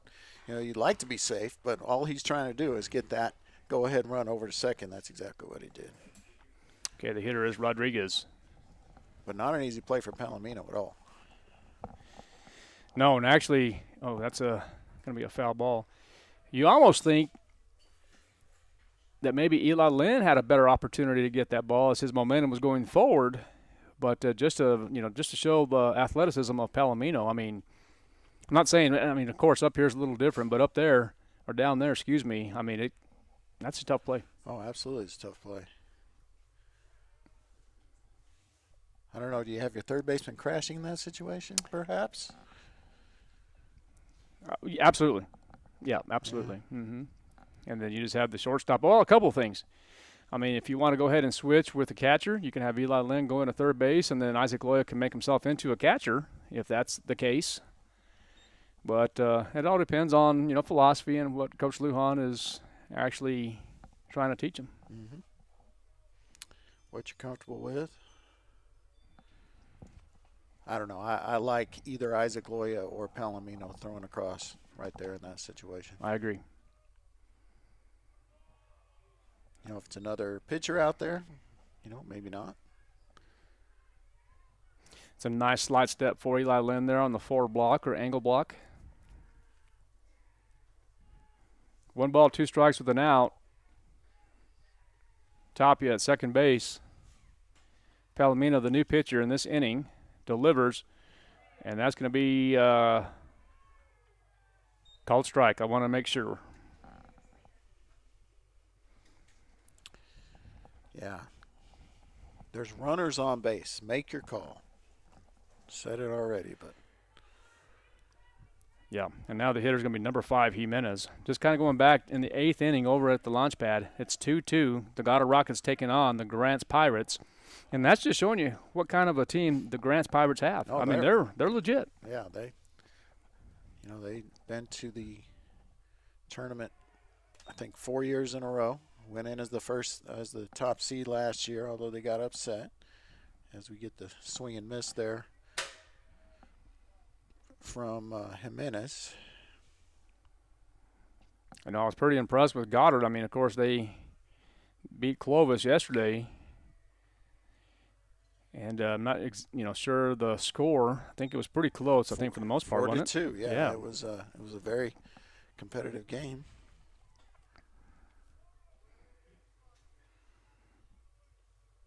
So a lot of good baseball for the last 3 days.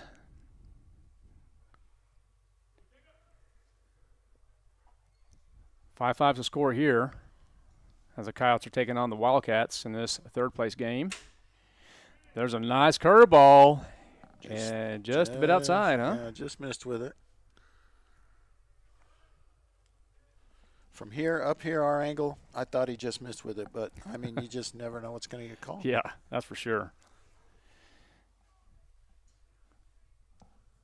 All right, Jimenez, the hitter for Clovis, batting from the right side. Awaits the pitch from Palomino. Palomino with a nice pitch, and Sanchez will grab it for the third out. And a good job as Palomino settles in nicely. And a great job and a great catch by Savino Sanchez.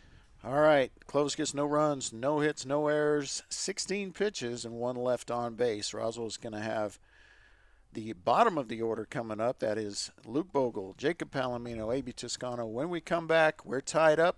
We're headed to the bottom of the 5th, ksvptv.com. Every piece of land has a story, written by those who work it. But everyone's story is different. So the question is, how will you tell yours? Behind the wheel of a John Deere compact tractor, mower, or Gator utility vehicle. Run with us and start telling your story today. Stop by Pecos Valley Equipment in Artesia and Roswell, or visit us online at pecosvalleyequipment.com. To plant or not to plant? That is the question. Hi, this is Jim Gill from Roswell Seed Company. Our tomato plants and pepper plants are ready to go. If you plant them now, you might have homegrown tomatoes and peppers before anyone else, or the frost might kill them. As Clint Eastwood would say, do you feel lucky? You'll either be the smartest gardener in the county, or you'll get to replant them all over again. I say go for it. All right, welcome back to New Mexico Military Institute. We are here in the bottom half of the 5th inning. Tied ball game, 5-5, but we do have an update from the launch pad. Yeah, we're in extras over there. It is 2-2, and 1 out, bottom of the 8th, and Ryan Alsop at the plate. All right, we'll keep you updated in that ball game, and looks like the same pitcher is going to be Jameson facing Luke Bogle. Okay, so here comes the pitch and the delivery, and that's going to be a ball. So 1 ball and a strike to the hitter, Bogle. Defensively, playing about normal.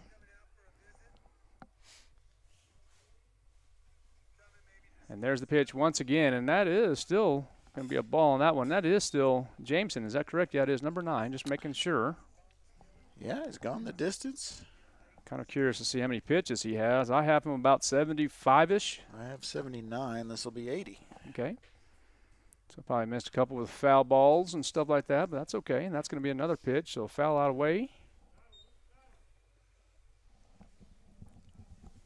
So 81 pitches for Jameson in this contest. So Alsop struck out looking. So now you've got 2 gone in the bottom of the 8th in the championship game. And that is a called third strike. Called strike. Coach Lujan, a little upset. Maybe not as much as he normally would be in that situation, just because I think he knows what's going on with the strike zone today. Yep, exactly. I mean, you never want to have your player strike out looking, but today it might be a little more forgivable. Yes, sir. So that's going to be a ball. No, they're going to call it a strike, huh? They called that a strike? They called that a strike. So as you mentioned, it's a guessing game right now. That might be a strike. I'm not sure. Yeah, Let's see. You never know. So ball one. Okay, 1 ball, 1 strike, 1 out. And the next pitch, it might be a mystery here. Let's see what happens here.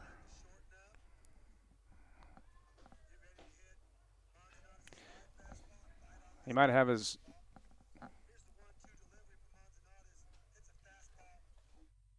Umpire's going to be irritated because he had to go get that ball? Or yeah, what? well, he might have his little dog in his backpack there.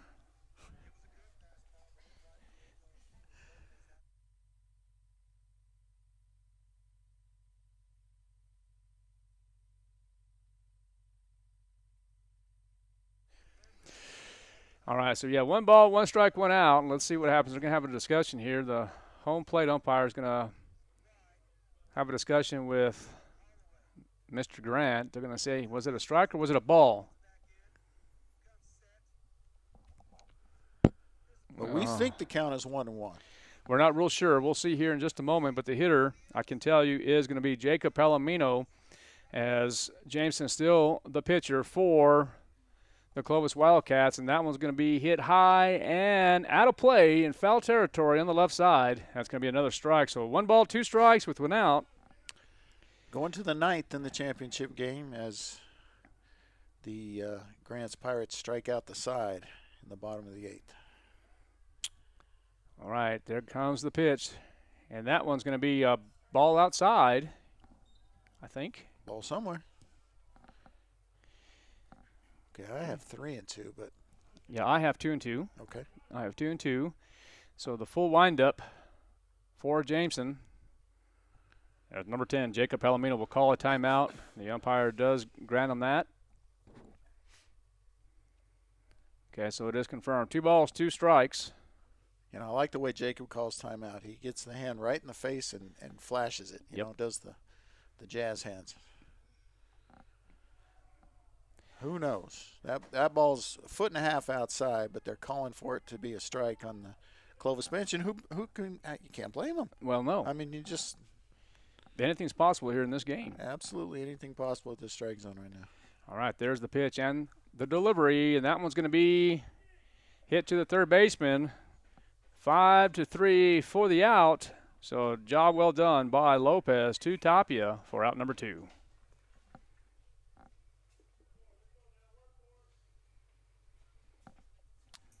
All right, so looking for the old 2-out rally here.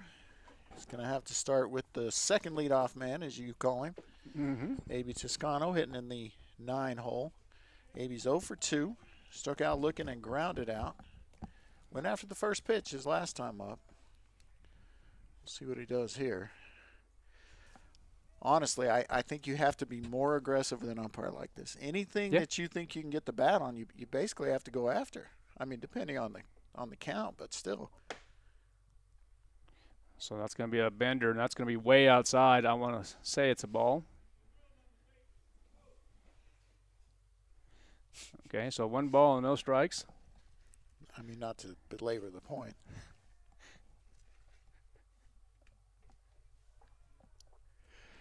Oh, I was a little nervous there on that one. I was thinking he was going to call that a strike, but that's going to be upstairs for ball 2. Yeah, I would just hold off in saying what the pitch is. Yeah. No matter how obvious it seems. I guess we can say when they swing and miss, it's a strike. All right, 2 balls and a strike with 2 outs. Nobody on for the Coyotes. And that one's going to be a fastball inside. Swing and a miss for strike 2. Deuces are wild here for A.B. Toscano.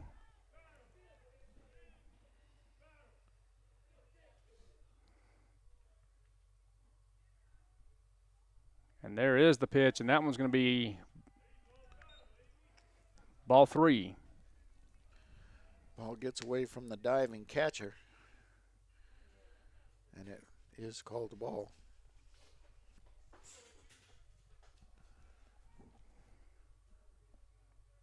That was Jack. Yeah, going to chase that. I don't know why. I don't understand how come Isaac Lloyd didn't do it, but anyway. He sends the really? in the hole player to go. Oh. That's going to be strike 3 as Abe Toscano strikes out looking. All right, Roswell gets no runs, no hits, no errors, 17 pitches. Clovis will have Mendoza, McIntosh, Rivera up. That's the, I think that's the 3, 4, and 5, if I'm not mistaken. When we come back, we're tied up. We're headed to the 6th inning. KSVPTV.com. Get more practice and we'll get more business. This is Jim Gill from Roswell Seed Company, and I apologize to William Shakespeare. Jennifer here from Trustmark Roofing, and I know you've heard me say that you can trust Trustmark, but I want you to know what that looks like in real life. A few years ago, we installed a beautiful new roof for an older woman who was recently widowed. She was an artist, and colors were really important to her. So when she said she didn't like the color of a brand new roof, we took that seriously. She had picked the color and signed off on it, but I just kept thinking, if she's going to walk into her house every day and be disappointed, then we're just going to redo it. So we did. We ripped that beautiful new roof off and replaced it with a slightly different color, and she was thrilled. Yes, it cost us quite a bit of money to make her happy, but I want you to know you can trust Trustmark to make it exactly right every time. If you have any roofing needs, call us at 575-755-ROOF or find us online at trustmarkroofpros.com. Trustmark Roofing, we put people first.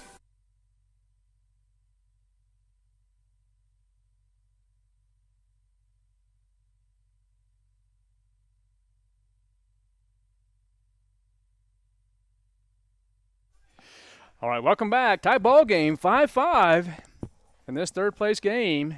We are here in the top of the 6th inning here at New Mexico Military Institute. Roswell Coyotes taking on the Clovis Wildcats. And hitting for Clovis will be Mendoza, McIntosh on deck, Rivera in the hole. Pitching for the Coyotes is Jacob Palomino. And Mendoza will draw a ball for ball 1. 1 ball, no strikes, and no outs. Been a fun game. For the most part. Yeah, it has. Yep. And there's going to be a pop-up to the left side. Let's see. Anchondo under it. And Anchondo will grab it for the first out. Perfect. Kind of corn? Absolutely. So we have an update from the launch pad. In the top of the 9th inning, the Rockets leave 2 stranded, and they're going to the bottom of the 10th, actually, to try to win it. Cameron Brown pitching for the Rockets. Well, they wanted to play this game earlier so Grants can get home on time, or a decent time, I should say, and now it looks like good idea. Yeah. Exactly. It looks like they're going to get a double out of this. When I say double header. Well, they might. And that's the only thing I don't like about the pitch count. I mean, you have to have a lot of pitchers, and especially games like this, you just never know what's going to end up happening. And to be real honest with you, I don't know what I would do. Well, I mean, your old softball coach, don't have to worry about that. Yep. Pitch 300 pitch games or double headers. Well, definitely with this new rule in baseball. I mean, back in the day, you just keep on throwing. Yeah, but got to protect those arms. Yes, sir. And I do agree with that. But, man, I tell you, it's just the game has changed. Adds an all-new aspect to coaching.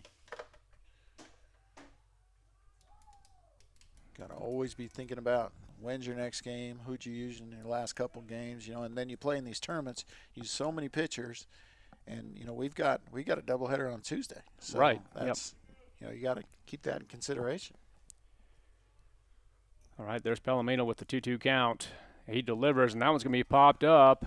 And let's see if Anchondo will have it again, and he does. I almost thought McDonald was going to call him off there, but that was it appeared to be the right decision there as Anchondo had the better momentum going towards him. Well, in that situation, the shortstop kind of calls things, but in the outfield, it's the center fielder. And so in that situation, that's good baseball right there because Absolutely. you'd rather have Manny make that play if he can. Absolutely. So, he's coming to it. Jack's going away from it. So that's good communication out there and a good play by Manny Anchondo. All right, 2 outs for the Clovis Wildcats. Coming up to hit for the Wildcats is Rivera. And it looks like Palomino decides to go and pitch from the stretch. He is going to be set. He delivers. And that's going to be a strike outer half. Call a strike it is. Yeah, Rivera's got a hit up the middle in this game. Wouldn't mind seeing the middle infielder shade a little that way, but they're fine. It's going to be a good thing ball. They weren't. Ground ball to Sanchez, 4-3, and a great job by Savino Sanchez and the Roswell Coyotes. So the Coyotes and Palomino hold the Wildcats scoreless here in the top half of the 6th inning. Clovis gets no runs, no hits, no errors, and none left on base on just 9 pitches from Palomino. Roswell can have the top of the order up, try to get a lead here in the bottom of the 6th. That'll be Loya McDonald and Eli Lynn. Tie game. We've been 5-5 for a while now. KSVPTV.com.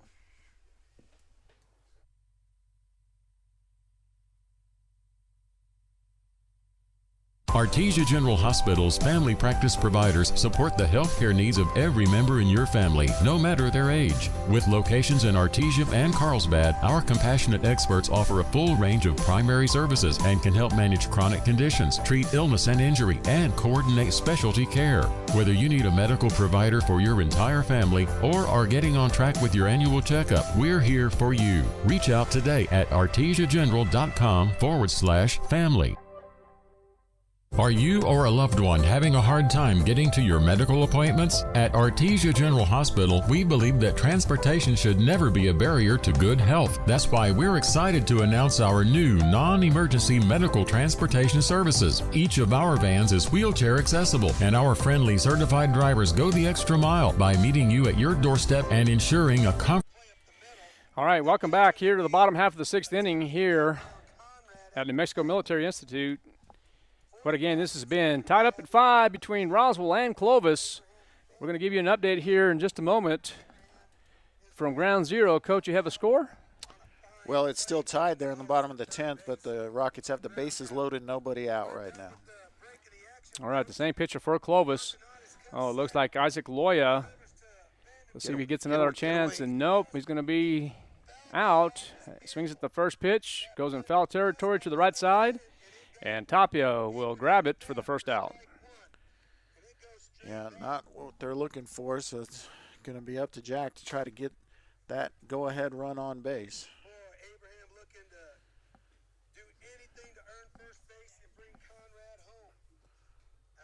And Jack talks to the catcher or the umpire? He's talking to somebody. All right, let's see here. In the latter part of the innings here, I think, well, you know more than anything on this one here. I'm sure Jack is going to try to take every pitch possible until he gets a strike probably, huh? Well, yeah, I mean, it is a pitcher who's thrown, that was 96 pitches, but unless he sees something he likes, this is an at-bat that might have a walk written all over it. Very, very important at bat here, and that's going to be 3 balls and no strikes, and I'm almost certain that he will take a pitch here. All right, Vandenberg strikes out for out number 1 at the launch pad. And great job by McDonald. 3 balls and a strike now. Taken all the way. And I would be okay with he takes another one as well. Went after it and hit it right to the shortstop. Yep. All right, so 6-3 for the second out. Dylan Kermode at the plate now, trying to get the walk-off for the Rockets to win the tournament. How many outs? 1 out. All right, here is Eli Lynn now.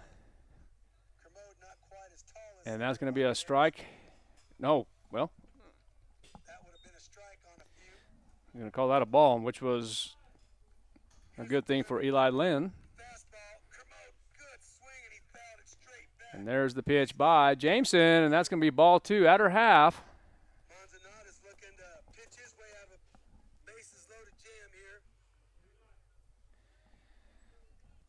All right, here it is once again, facing Lynn. And that's going to be ball 3. So good AB for Eli Lynn. 3 balls and a strike. Lynn wants confirmation. He gets it. Now let's see. He's going to be taking all the way here. And that's going to be ball 4. So now Lynn will trot over to first base. And now the hitter will be Noah Lynn here in the bottom half of the 6th inning. And it looks like there's going to be a courtesy runner for Eli Lynn. Yeah, and it's going to be Amador. So Amador will be the courtesy runner for Eli Lynn. And let's see here what Noah Lynn will do here against Jameson. Jameson really has done a good job. He's over 100 pitches here in this ball game. It appears he will go to the distance here for Clovis. And that's going to be a strike at her half. Had Dylan Kermode strike out for the 2nd out, and now Ross Stokes has a 3-0 count. And that's going to be another call strike. So nothing in 2 with 2 outs.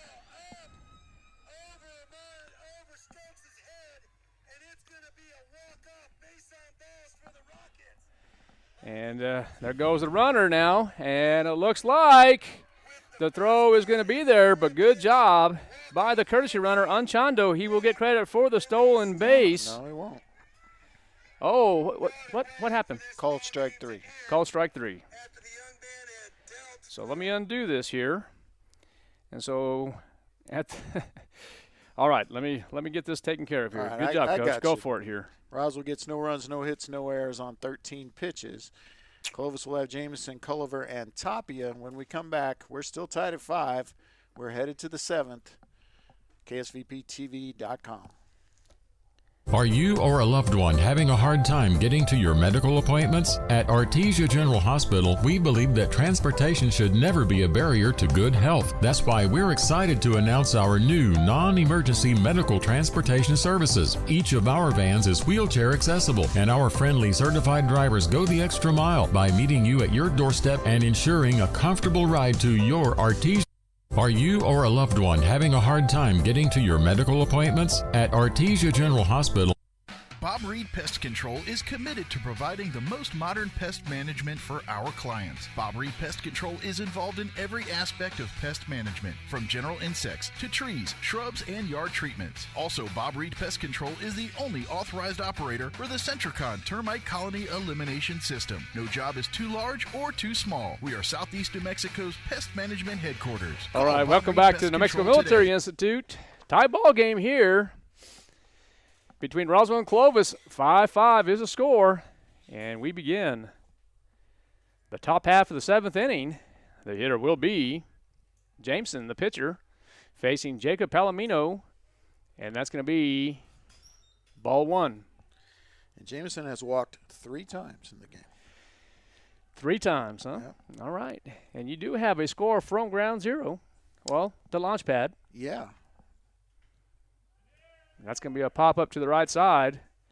And it looks like a can of corn, and it is. So Luke Bogle will get the put out. Actually, I'm not sure what the final score was. Goddard did win with a walk-off walk in the bottom of the 10th inning.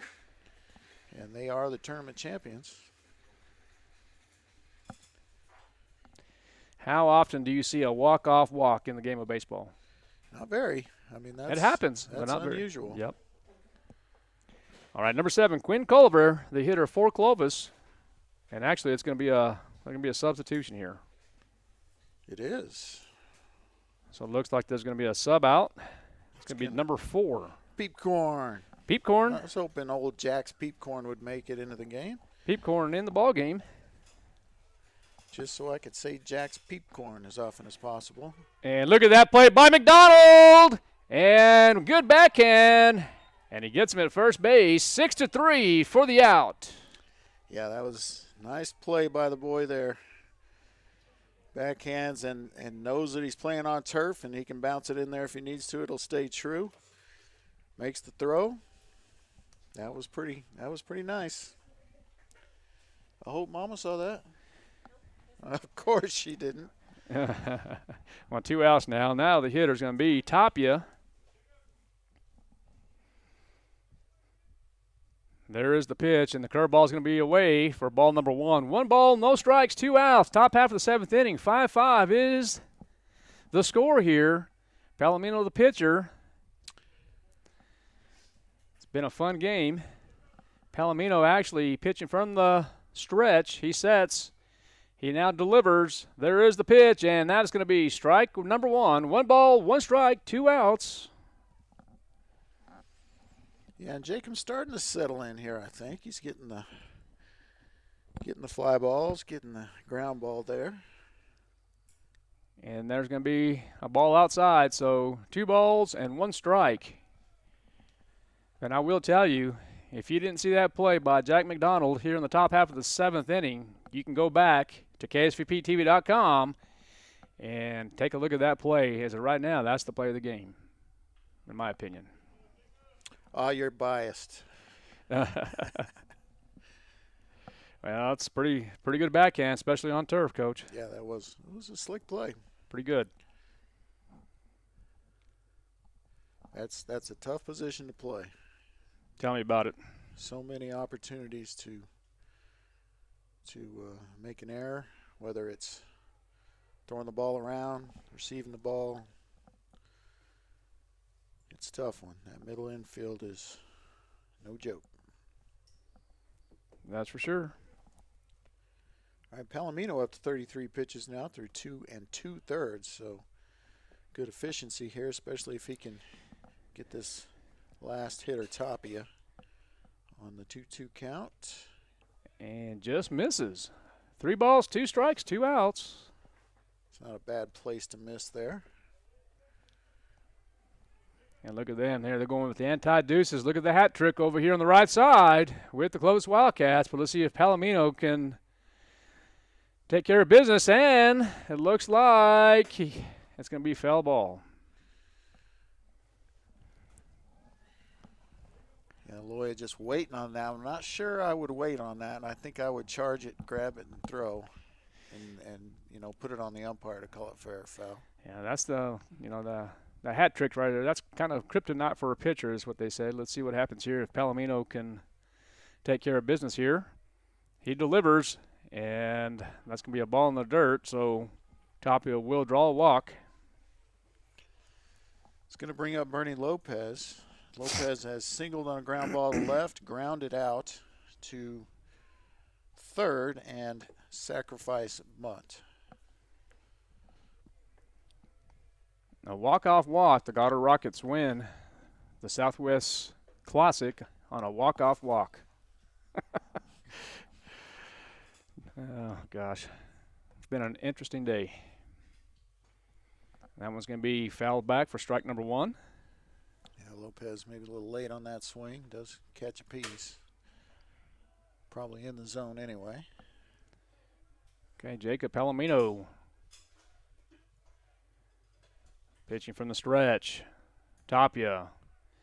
Yeah, that's a modest lead. I don't think Tapia is too speedy. Look at this right here by McDonald on the backhand. Oh, and just gets past him. Yeah, but I think he thought he may have had it. I thought he had it. Call that a base hit, Coach, huh? Yeah, I think so. Yeah, it is. So no damage done here. Coyotes want to get this third out before anybody comes across, so if they don't get a run in the bottom of the 7th, that they remain alive. Yeah, Rodriguez the hitter now for Clovis. Clovis with runners at first and second base. Tapia at second base with Lopez. Base hit for Lopez as it goes between about the 5-6 hole. We'll see what Palomino can do here, too. Rodriguez, he delivers, and that's going to be a ball in the dirt. Good job. Good work by Eli Lynn. It's going to be time on the play. Coach Cruz. Going to get a pinch runner, courtesy runner?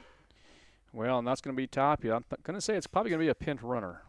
Yeah, because they can't courtesy runner for Tapia. What number is the player that went in? I thought that was number 1. Urioste, I think. Can't tell. I thought it was number 10, but I don't know. Well. We'll get that here in just a moment. I'm going to go ahead and cancel it for now. But I do know the hitter is Rodriguez. 1 ball and no strikes with 2 outs. Palomino will step off the rubber. He's going to reset here, taking some signals from Eli Lynn. Takes a look at second base. Gets set. He delivers, and that's going to be foul out of play. 1 ball, 1 strike, 2 outs.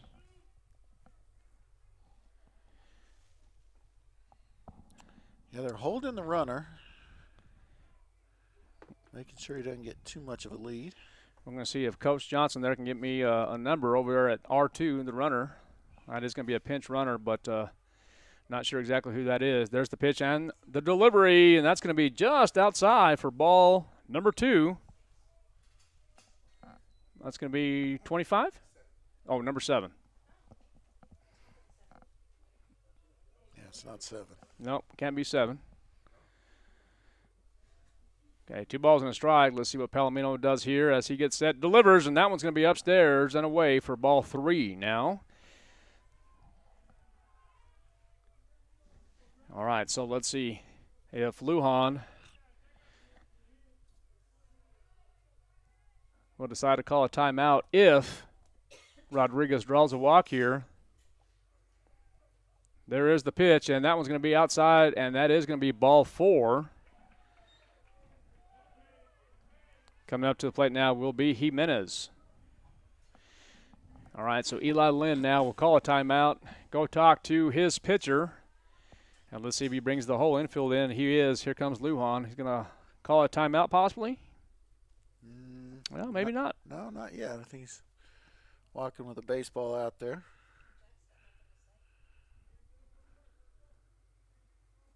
Okay, so Lujan has full faith in his pitcher. Jacob Palomino, the hitter is Jimenez. He is 0 for 4 if I'm not incorrect on that. That is correct. Popped out to first, reached on an error, popped out in foul territory but to first, and lined out to second. Okay, so bases are loaded here. Tapia at third base, Lopez at second, Rodriguez at first base, 2 outs. And the hitter is Jimenez as he fouls that one back for strike number 1. Nothing in 1, and now it looks like there might be another runner coming in. That is number 3 coming in for Lopez. That will be a pinch runner. So I did get that one. I want to say this is number 10 over here, but I'm not certain. Yeah, so this isn't like the majors. I mean, you can pinch run for people, and then those players can re-enter once. One time. Right? That's time. correct. So probably a good use of pinch runners here. Now 0-1 count to Jimenez. All right, let's see what Palomino can do here on this pitch. He delivers, and that's going to be a nice pitch for strike number 1. Actually, strike number 2. Strike 2, 0-2. So 0-2 with 2 outs. Jacob Palomino with the pitch, and strikes him out. Good job by Jacob Palomino with bases loaded, and strikes out Jimenez for the 3rd out.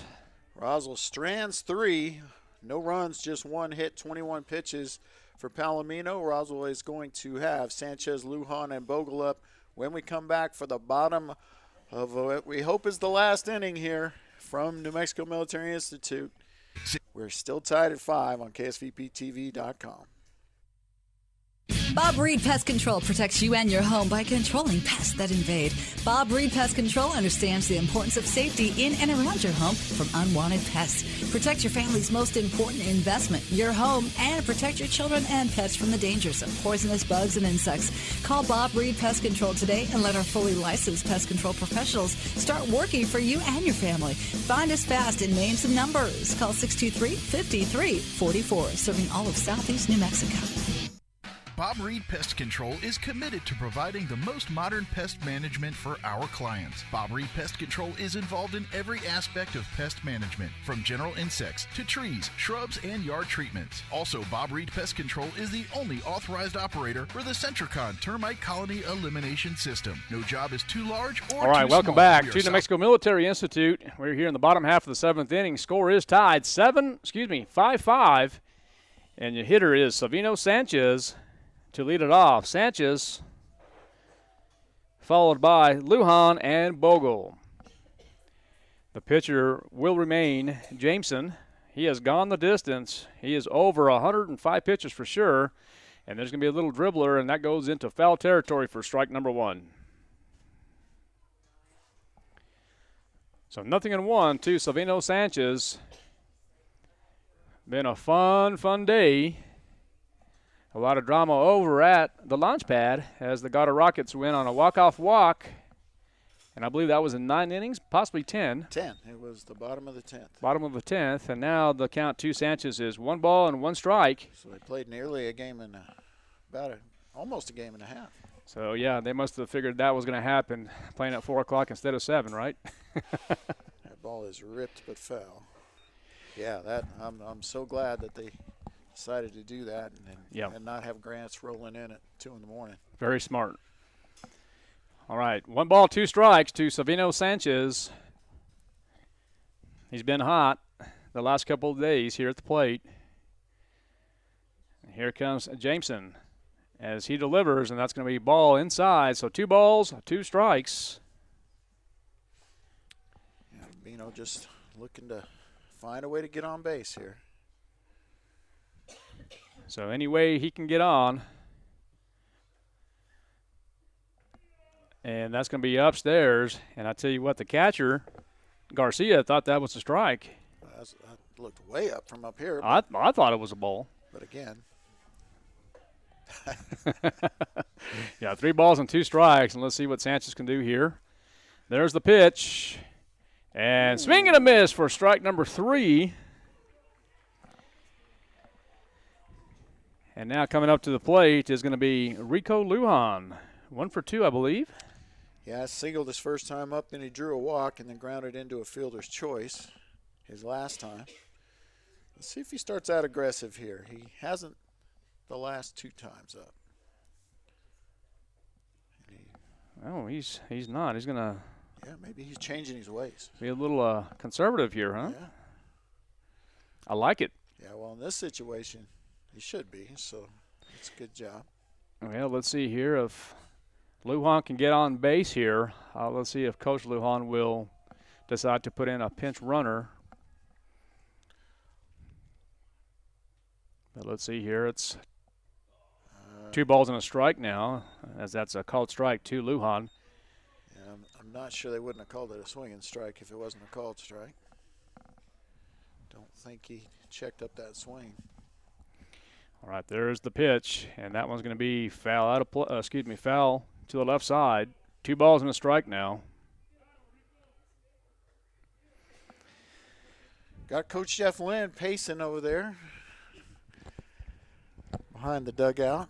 He peeks over the fence and then paces and peeks and paces. And that's what we as coaches do, right, Coach? Well, I mean, I got to, that's what parents do when they got 3 kids playing in the game. Well, that's for sure, but we got to make sure that tennis elbow is okay, Coach, that. I'm good. Okay, making sure. Okay. Especially on my left hand. Especially. I thought you were left-handed a little bit. Aren't you ambidextrous a little bit? Okay. Not even a little bit. Okay.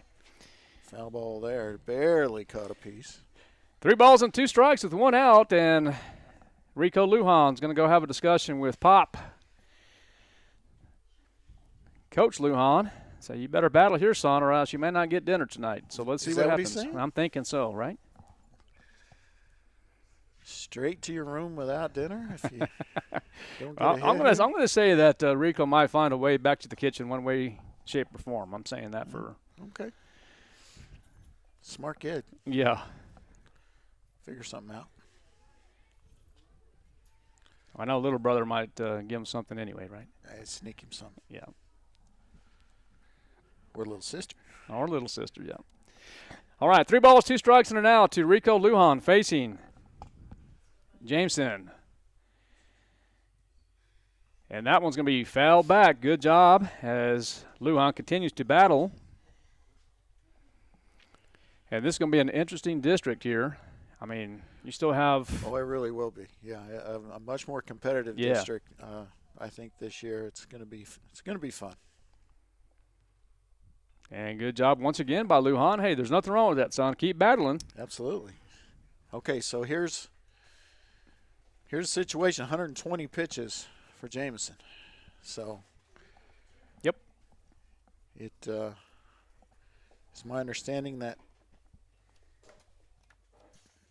on the 120th pitch, he can complete it. And then he has to exit eventually, right? Yeah, so this will be his last batter. And I do see a lefty warming up in the bullpen for Clovis. 3 balls, 2 strikes, and an out. Nobody on for the Coyotes. Jameson, this will be his last batter. Facing Lujan and strikes him out on the bender for out number 2. And there's going to be time called. You want to go ahead and take a timeout? Yeah, they'll let him warm up, so we might as well. Let's do this. We'll be back. You're listening and watching KSVPTV.com. 2 outs. Tie ball game at the bottom of the 7th. We'll be right back. Call Bob Reed Pest Control is committed to providing the most modern pest management for our clients. Bob Reed Pest Control is involved in every aspect of pest management, from general insects to trees, shrubs, and yard treatments. Also, Bob Reed Pest Control is the only authorized operator for the Centricon Termite Colony Elimination System. No job is too large or too small. We are Southeast New Mexico's pest management headquarters. Call Bob Reed Pest Control today, 623-5344. Find us fast in names and numbers. Calichi's is ready to bring you the coolest dessert in the desert. Desert Ice, a 100% fat-free and dairy-free premium fruit ice that's made daily. Whether in the desert on a cone, a cup, or as a mix-it, Desert Ice is the perfect treat to cool you down when things get hot. Available in fruitastic flavors like mango, strawberry, lemon, and orange. Try it alone, in a cone, or take it to the party zone and mix it in with any Calichi's flavor. Turns out the desert can be a pretty cool place. Get to Calichi's on North Main in Roswell. Roswell's newest spot to chill out.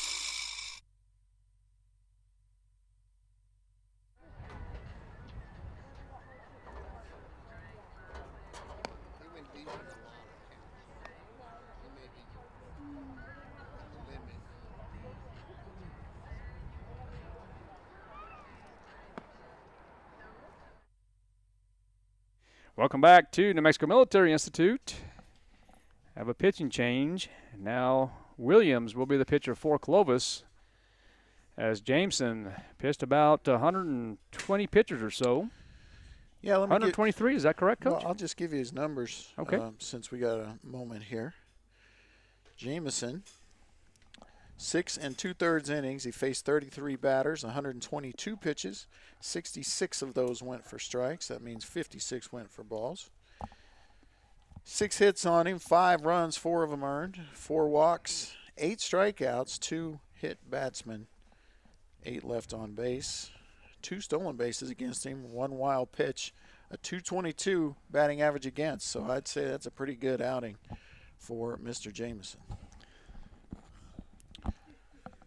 Yeah, but he's going to leave with a no decision. Actually, nobody on base. So he'll leave with a no decision. Is it Jameson or Jameson? I mean, I would say Jameson. Jameson, okay. Yeah. I've been saying Jameson, but my bad. Okay, here we go.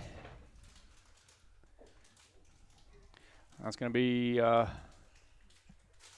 called strike? No. That's what he did. What? No, I heard somebody yell too, but it's not the umpire. I think that's ball 1. That's a strike. All right, 1 ball and 1 strike now to the hitter Bogle. And Well, Bogle is not really a contact, get a single type of hitter. He's kind of an all or nothing. As he fouls that one off, he's going to hit a homer or a triple or a double, as often as he's going to, leg out a ground ball or just poke one through. But we'd take anything at this point. He'll also draw some walks. He's done a good job drawing walks this season. So, of course, he's batting more this season than he ever has. I think he only had like 6 at-bats last year. So. All right, 1 ball, 2 strikes, and 2 outs. We are here in the bottom half of the 7th inning. The score is tied. The new pitcher for Clovis is Williams. Facing Bogle, Williams in a full windup as he delivers, and that is going to be inside for ball 2. 2 balls, 2 strikes, 2 outs. Yeah, when Luke takes that inside pitch, he jumps a little bit, and I always think it hits him. But they're just inside. All right, there's the pitch once again, and that one is going to be swing and a miss for strike number 3. And the score remains 5-5. We are going into extra innings. Yeah, free baseball, folks. All right, Roswell gets no runs, no hits, no errors on 21 pitches. Clovis will have Mendoza, McIntosh, and Rivera up when we come back for the top of the 8th inning on KSVPTV.com. It's that time again for Central Valley Electric Cooperative's annual meeting, so mark your calendar for Saturday, March 16th. The drive-through meeting will be at the Bulldog Bowl parking lot, and the first 200 registered members will receive a $50 gift card, a goodie bag, and be entered for a chance to win a door prize. CVE is your co-op. Use your power and come vote at the annual meeting. You can drive through anytime between 9 a.m. and noon on Saturday, March 16th. Hope to see you there. If you're missing a tooth or several teeth, a dental implant may be the ultimate solution. Implants look and feel so much like real teeth that you probably forget you have an implant. Maupin and Brown Dentistry is one of New Mexico's most experienced implant providers, with literally thousands of implant patients who are absolutely delighted with the results. Call Maupin and Brown today for an evaluation. You'll be surprised how affordable implants can be. Maupin and Brown, your choice for experienced, state-of-the-art dentistry. All right, we are back. It is extra innings. We are here in the top half of the 8th inning in this 3rd place game at the Southwest Classic baseball tournament. Coming up to bat for Clovis is going to be Mendoza, 1 for 4, I believe. Yeah, he doubled his first time up to center. He's hit every ball towards the left center area. Out on a sac fly, out on a fly ball, twice after that. All to left or center. And it hits the same place. And that one's going to fall in front of Anchondo for a base hit. That's what spray charts are for, man. Yes, sir. Little line drive single right where he's hit every other ball. Yeah. All right, coming up to bat now will be McIntosh. All right. So Nathan McIntosh, he's been up the middle tonight. Singled to second, singled to center, singled to right center, and flew out to left. There's the attempted bunt, and that's a nice bunt by McIntosh. It's going to go 1 or 3, but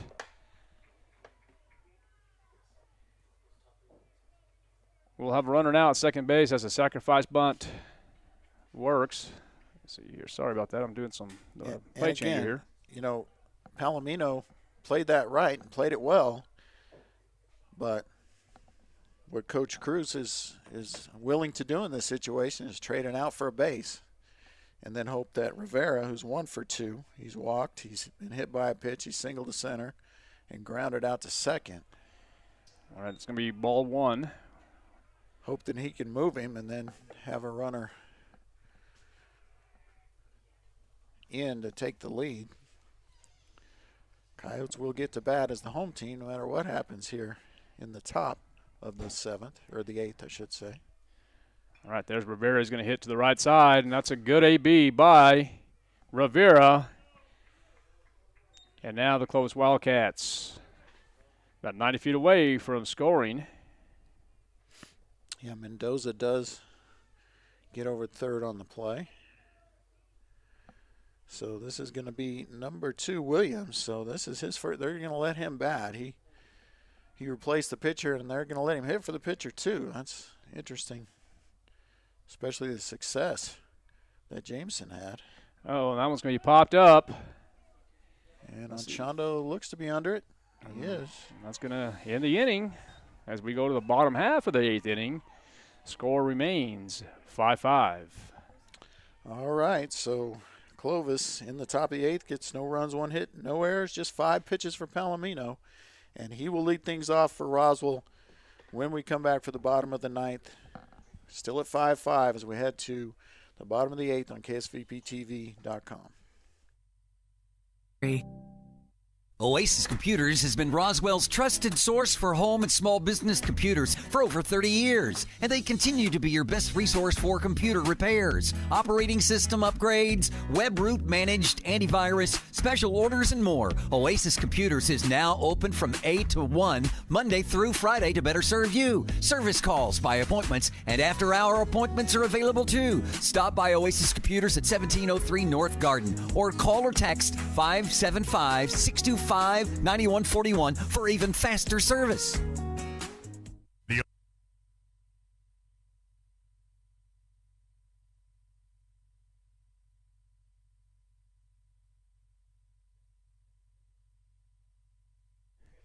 All right, we are back.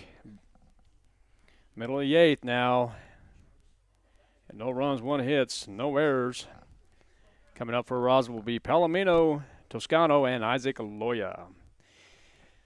I think the Coyotes have a good opportunity here. Well, if they can figure out a way to get somebody on base, you got speed coming in the next 4 or 5 4 batters. I'm going to get a called strike on Jacob there. So just find a way to get on base. You can probably get around. We haven't seen much from this pitcher Williams, just be his 7th pitch, but Coyotes are pretty good at moving runners once they're on. Ooh, a little velocity there. Yeah, the pressure really is on the pitcher Williams right now. I mean, you're in the bottom half right now. It's tied ball game, 5-5. You're facing Jacob Palomino. He's 0 for 2, as you mentioned, but, Jacob's just trying to find a way to get on.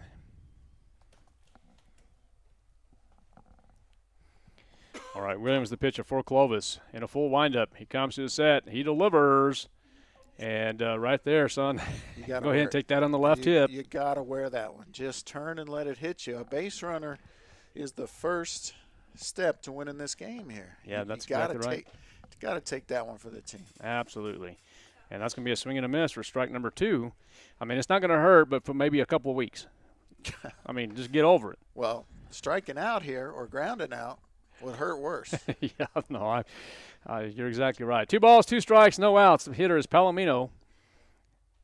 And that one's going to be, that is down. That is way down. It's going to be a called strike for out number 1. So now coming to the plate will be A.B. Toscano, 0 for 3 this evening.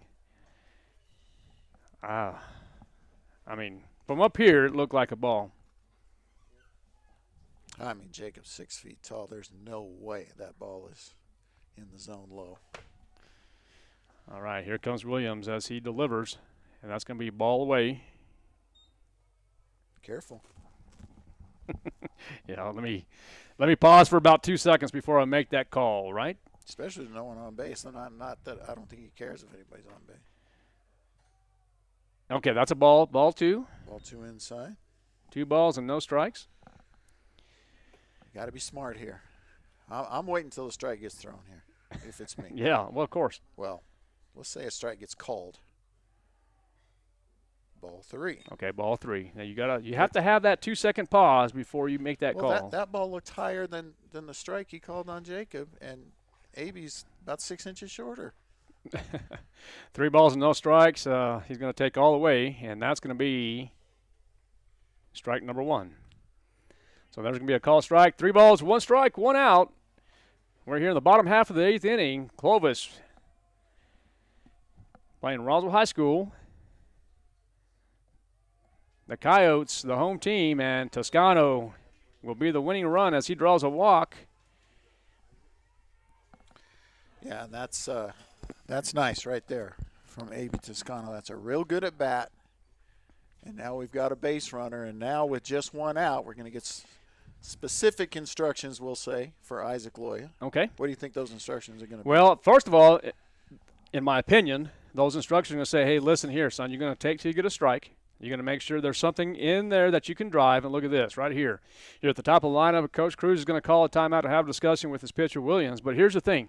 There's a different scenarios that you might try here. You have a speed demon right here at first base with A.B. Toscano. He's going to have a decent lead over here at first base. You have the leadoff hitter with Isaac Loya. Isaac Loya has a lot of power hitting going on here, but in my opinion, you're going to take till you get a strike. You're going to try to find something in the zone. Here's the thing. A lot of people think that you may not bunt in this situation here. I wouldn't. A lot of people could. I wouldn't when you're at the top of the key. That's my opinion. You're going to wait till you get a strike. You're going to drive it. Now the question is, are you going to take and maybe steal with Toscano? I don't think so. I think you're going to draw. Well, we're going to get a pitching change. Well, that's even better. So he's going to go to the lefty. Okay, so that changes a little things here. Now you're going from a right-hander to a southpaw. Could change some things. We're going to take a break. We'll be right back. You're listening and watching KSVPTV.com, Coyote Baseball. Ultimate Wi-Fi experience is now available to you thanks to Smart Home Wi-Fi with Plateau. Get fiber-to-home technology 100 times faster than average household internet speed. Plateau has multiple plans and options to fit your family. With Fast, get true 100 megs per second download and upload speed. With Faster, get true 500 megs of download and upload speeds. And with Fastest, you get 1 gig. Learn more at plateautel.com. Get the speed you need with Plateau. Tried, true, trusted. Every piece of land has a story, written by those who work it. But everyone's story is different. So the question is, how will you tell yours? Behind the wheel of a John Deere compact tractor, mower, or Gator utility vehicle. Run with us and start telling your story today. Stop by Pecos Valley Equipment in Artesia and Roswell, or visit us online at pecosvalleyequipment.com.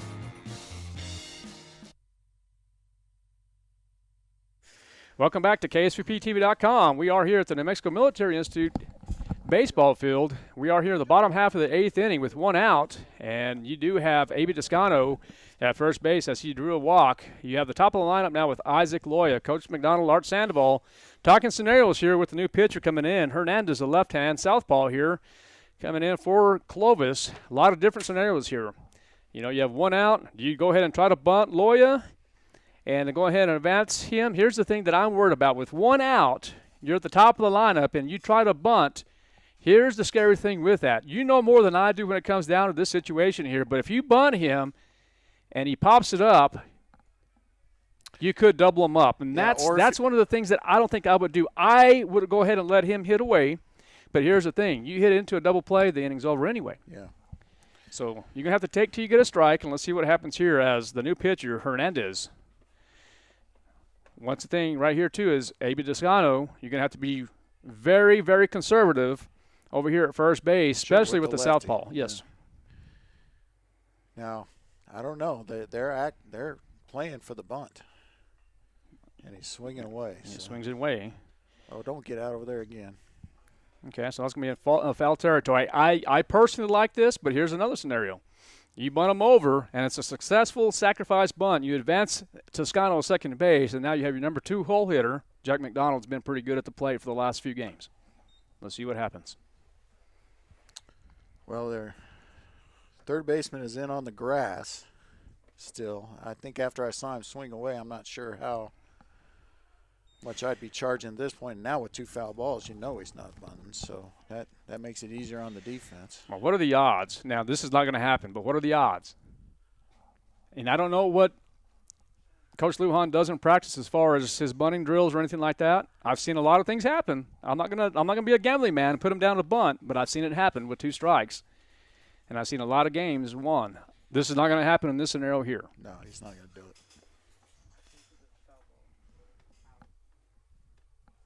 Yeah, the score is 5-5 here in the bottom half of the 8th inning. 1 out. We have 1 out. A.B. Toscano at first base. Isaac Loya, the leadoff hitter, 0-2. Looks like Hernandez trying to go over to first base to Tapia to pick off Toscano. He doesn't. He will be safe. Hernandez pitching from the stretch. He comes set. He delivers. And that one's going to be foul, out of play to the right side. Once again, that's 3 foul balls to the right side. I think right here, this is my observation, Coach, Isaac Loya is going to have to really pay close attention to what's going on right now. Right now, what Hernandez is doing, he's throwing the ball to the other half, but Isaac Loya is opening up his right side, or actually his left side, and he's pulling. That's what's concerning me right now. Another 0-2 pitch. And that's going to be a good job. Okay, that's going to be a ball. And right there, and of course, a lot of part of the innings, and that down angle is what I'm talking about. That's what I would teach. But yeah, and I'm not.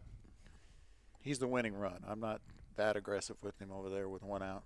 Well, and especially early in the season, I think that's what I would do. That's going to be did he call that a ball? And especially not against the lefty, because you're not getting a decent jump over there. Well, there's just so much speed over there with Toscano. Let's see what happens here with the pitch. And that's going to be ball away. So good job so far for Isaac Loya. 3 balls, 2 strikes. And the pitcher is Hernandez, a left-hand hurler here for Clovis. And Isaac Loya goes down swinging. Swinging a miss for out number 2. So now you start thinking about it as a coach. You start second-guessing yourself like, hey, you know what? Maybe I should have bunted, right? I should have bunted. And one coach, Lujan, did want him to bunt. I'm not going to say which coach. Yes, I am. Elias Lujan. Elias said, Lujan, hey, okay. you bunt it down the left line there and move the runners. So all right, here comes. You be sure you tell him when you get home. Jack McDonald. And again, a little uncharacteristically going after the first pitch, fouls it over towards first. But I like the aggressiveness actually here. No balls, 1 strike, 2 outs to Jack McDonald. And there's going to be a shot over to the right side, and counted corn for the right fielder. It's going to be the 3rd out as Rivera makes the grab. We're going to go into the top of the 9th inning here at New Mexico Military Institute. All right, Roswell gets no runs, no hits, no errors on 19 pitches. It will be Culliver, Tapia, Gutierrez when we come back for the top of the 9th, KSVPTV.com. To plant or not to plant? That is the question. Hi, this is Jim Gill from Roswell Seed Company. Our tomato plants and pepper plants are ready to go. If you plant them now, you might have homegrown tomatoes and peppers before anyone else, or the frost might kill them. As Clint Eastwood would say, do you feel lucky? You'll either be the smartest gardener in the county, or you'll get to replant them all over again. I say go for it. You'll get more practice and we'll get more business. This is Jim Gill from Roswell Seed Company, and I apologize to William Shakespeare. Jennifer here from Trustmark Roofing, and I know you've heard me say that you can trust Trustmark, but I want you to know what that looks like in real life. A few years ago, we installed a beautiful new roof for an older woman who was recently widowed. She was an artist and colors were really important to her. So when she said she didn't like the color of a brand new roof, we took that seriously. She had picked the color and signed off on it, but I just kept thinking, if she's going to walk into her house every day and be disappointed, then we're just going to redo it. So we did. We ripped that beautiful new roof off and replaced it with a slightly different color, and she was thrilled. Yes, it cost us quite a bit of money to make her. All right, we are back here at New Mexico Military Institute. We have a pitching change as the Roswell Coyotes can't get anybody across in the bottom of the 8th. So we go to the 9th, and the new pitcher is the sophomore Jace Griffin, and he's been the best pitcher for the Coyotes this year. So I'm certainly okay with him coming to the plate here. They wanted to save pitches, I think, with Jacob because, as we mentioned earlier, doubleheader to be played on Tuesday, and they'll need arms for that as well. So it will be Jace Griffin, at least for the moment. I think they want to have Jace available on Tuesday as well, so you won't see him go, more than, I think it would have to be more than 60 for him not to be able to play. So Well, today's been a day of extra innings as the Goddard Rockets went 9 innings as well. Maybe you said 9 or 10? No, they went 10. They went 10 innings, okay. Yeah, they are the tournament champions. And as you mentioned, Jace Griffin is the pitcher now. And it looks like that's going to be ball number 1. The hitter is ball 2. Is Culliver. He's 0 for 3 on the day. And he struck out swinging twice and grounded out his last time up. That's got to be called a strike. Thank you very much. Culliver, huh? Yes, Quentin Culliver. 2 balls and a strike. Quinn. Sorry, they have a Quentin, but it's Quentin Cantu. It's Quinn Culliver. Quinn Culliver, yes. And there's going to be a little shot to the pitcher, 1-3 for the first out. And I actually had Peep Corn. Yeah, well, they re-entered. Oh, they did re-enter, okay. They re-entered for Peep Corn. So good, I'm glad you said that. So that was a... Peep Corn only came in to run as a pinch hitter. So Peep Corn can re-enter as well, right? Yes, sir. One time? Correct. Works both ways? So that was number 7? Or number yes. Okay, so that was perfect there. Culliver. Called strike here to Tapia. There's going to be a nice little backhand by Sanchez. One bounce and gets the out. Plays a solid little second base. I like it. He's been very good at second base this year. Very good defensively. Good range there. The backhand scooped it up, and, he did what Jack did on his nice play. Mm-hmm. Use the turf. Use the turf. That's if exactly it's there. right. Bounce it in there. It's going to stay straight. Bounce it into the first if you need to. All right, 2 outs for the Roswell Coyotes. I'm going to tell you what. That's going to be a strike to Gutierrez. And you said it too as well, Coach, but I'm really impressed with Jace Griffin. Throws well from the left side. Okay, this isn't Gutierrez. This is Lopez. Lopez now, okay. So that's going to be a pinch hitter. And there's going to be another dribbler. Let's see if Griffin can get there, and he doesn't. It's going to be an infield single, so that's one of those. Who was this again, Coach? That's number 13. Lopez? Bernie Okay. Lopez, yeah. Okay. So that's going to go down as an infield single as Griffin couldn't get to it. Sanchez couldn't get to it.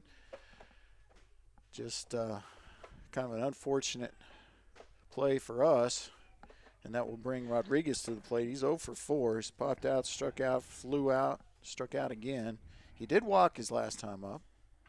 All right, there's going to be a ground ball to McDonald. And that's a great job. Open up the left hip, and Sanchez is there. So nice play, 6-4 for the third out. McDonald to Sanchez. Well, and we're talking about Sanchez. He did a great job of keeping the foot on the bag there. Sure did. Because Jack's throw was a little high, but nice play by the middle infielders. So the fielder's choice, it goes 6-4 to end the inning. And it was no runs, 1 hit, no errors on 9 pitches. And Roswell has the meat of the order up. That's Eli Lynn in more ways than one. Noah Lynn and Bino Sanchez. As we head to the bottom of the 9th on KSVPTV.com.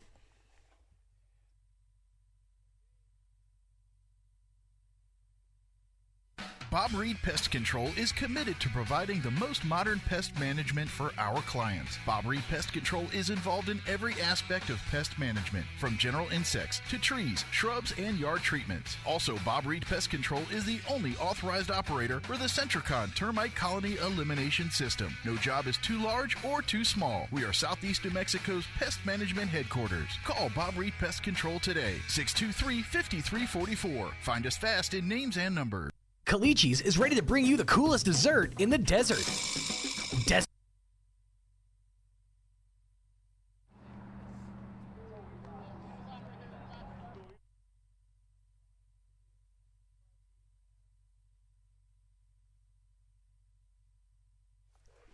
All right, welcome back to Coyote Baseball on KSVPTV.com. We are here at New Mexico Military Institute. Bottom of the 9th. And the hitter is going to be Eli Lynn. Noah Lynn on deck, and Savino Sanchez in the hole. The hitter for Clovis will be Hernandez, the lefty. And I tell you what, we said it once, we'll say it again. Today's been a day of extra innings. The Goddard Rockets win the championship game on a walk-off walk. And we're here in the third place game in the bottom of the ninth inning. Eli Lynn fouls that one off. And Eli struggled at the plate today. He's 0 for 3. Well, he might be 0 for 3, but let's see what happens here on this at bat as he looks pretty solid. And there's going to be a dribbler. It's going to be 5-3. Yeah. And they're going to get him. Made the tag, so. Ooh, that would have been a heck of a collision right there. Yeah. So, good play by Tapia over there at first to collect the ball and administer the tag. And now it'll be up to middle brother, Noah Lynn, who is 1 for 3. Oh, hits that one right up the middle. Knocking over Hernandez. And let's see if Coach Lujan will get a pinch runner here. I think you have to. And it's going to be Mason Greathouse. Ball in play here. So pinch runner will be Greathouse. So Mason Greathouse will be the pinch runner. All right, now we're going back to the same scenario as we did last inning here. You had number 12, Savino Sanchez. Sanchez currently, I think he was 2 for 4 if I'm not mistaken. And now you have a pinch runner with Mason Greathouse at first base. Are you going to go ahead and let Savino Sanchez hit, or are you going to bunt him over with your on-deck hitter with Rico Lujan? I say go ahead and let him hit. That's going to be ball 1. Well, yeah, I mean it's a judgment call. I mean it really is. It's what a manager wants to do. A coach in this situation is, trying to hit that one over into the auditorium, I think. Yeah, and it's one thing that Savino Sanchez needs to be careful with. Don't try to overpower it. You want to get on base. Just see something big and fat and see what you can do. There's going to be a pick move to first base, and Mason Greathouse will slide in safely. 1 ball, 1 strike, 1 out. The winning run is at first base with Greathouse at first. Savino Sanchez, the hitter for the Roswell Coyotes. And there is the pitch, and he's going to pop that one up to the right side. Let's see if it is caught, and what a catch by Rivera as he runs, I should put it this way, as he sprints from right field. And really it looked like it could have been Oliver's ball, but yet Rivera catches the ball. Job well done. Yeah, what a play. He's diving, and I kept looking for the ball to leave, his body there. Yep. But you can usually tell by the reactions, umpires. I'd like to see the umpire getting a little closer to that, but just a great play by Rivera. The hitter now is Rico Lujan, and that's going to be ball 1. Yeah, another one that could have been Warren, in my opinion. Palomino did that earlier. Could have had the runner on second right there. And ball 2 now to the hitter, Rico Lujan. 2 balls, no strikes with 2 outs. The winning run is at first base. Mason Greathouse pinch running for Noah Lynn. On deck will be Luke Bogle. There's going to be a shot to center field, and it's going to be a line drive, and it's going to be caught by the center fielder, McIntosh. So we're going to go to the top of the 10th inning now. The score remains 5-5 here at New Mexico Military Institute. Roswell gets no runs on 1 hit, no errors, 10 pitches, and 1 left on base. It will be Jimenez, Mendoza, and McIntosh for Clovis, and it will be the sophomore, Jace Griffin, on the mound, back on the mound, I should say, for Roswell. Tie game. We head to the 10th, KSVPTV.com. Bob Reed Pest Control is committed to providing the most modern pest management for our clients. Bob Reed Pest Control is involved in every aspect of pest management, from general insects to trees, shrubs, and yard treatments. Also, Bob Reed Pest Control is the only authorized operator for the Centricon Termite Colony Elimination System. No job is too large or too small. We are Southeast New Mexico's pest management headquarters. Call Bob Reed Pest Control today, 623-5344. Find us fast in names and numbers. Calichi's is ready to bring you the cool.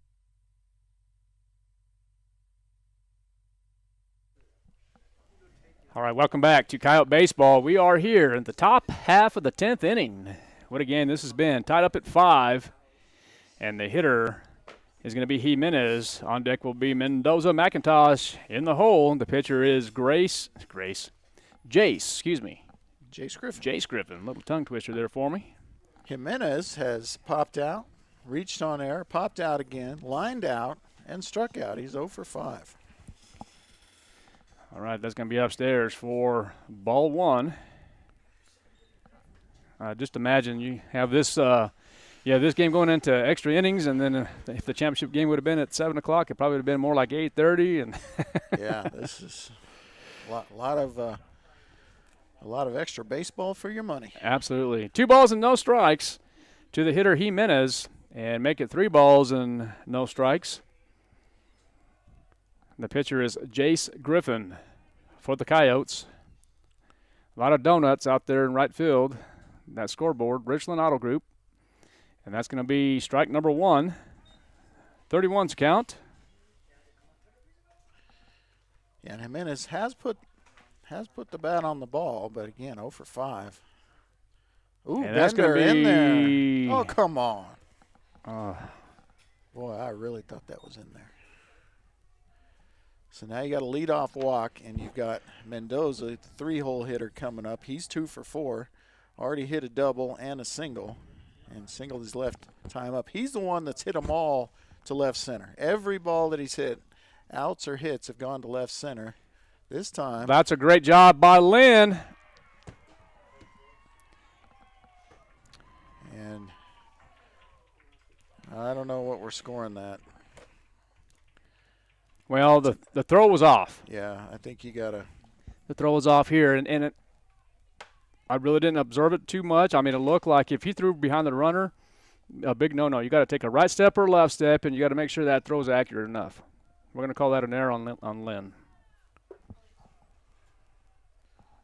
So the ground ball.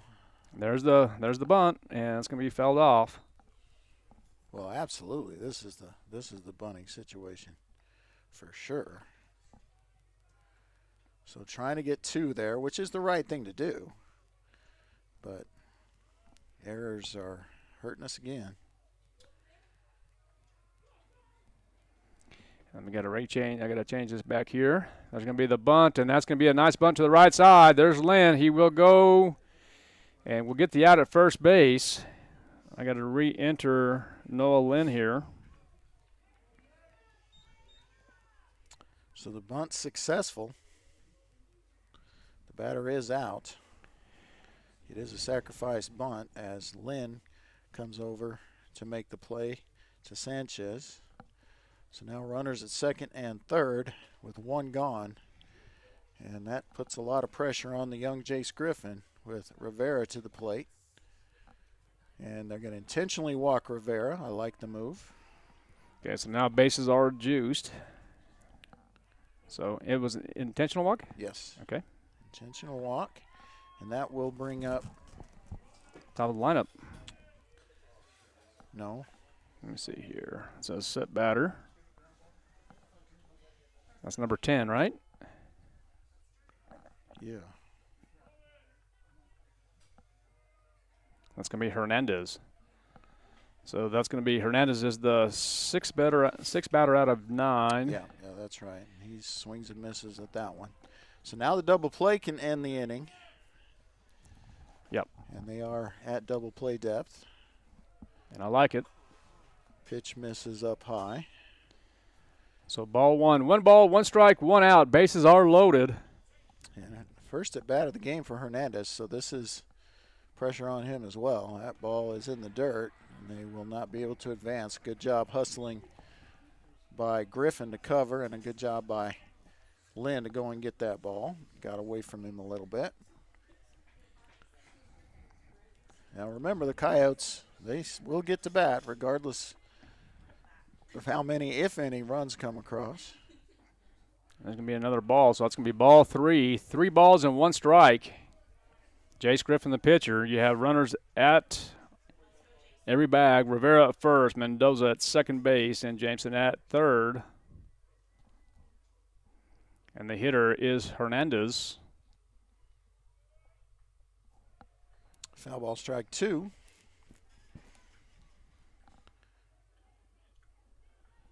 Okay, so 3 balls, 2 strikes, and an out.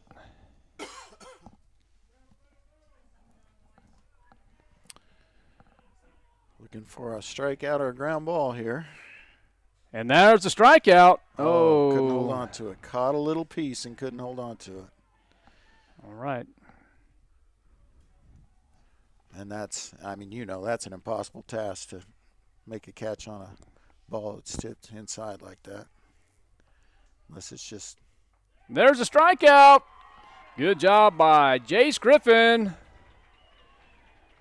Call strike for out number 2. Coming up to the plate now will be Quinn Culver. Culver's 0 for 4. Struck out swinging his first 2 times up. Grounded out his last 2 times up, once to the pitcher and once to the second baseman. So Jace, and you know, we were talking with Coach Alsop about Jace the other day, and it's, you know, he just doesn't play like a player who doesn't have any experience. You know, he looks like he belongs. And another ground ball, Sanchez. And a good job. Good effort all the way around. Good effort all the way around by Culver as he hits it to second base. 4-3, Sanchez to Noah Lynn for the third out as we go to the bottom of the 10th inning here at New Mexico Military Institute. Kyle's taking on the Clovis Wildcats. We'll be right back.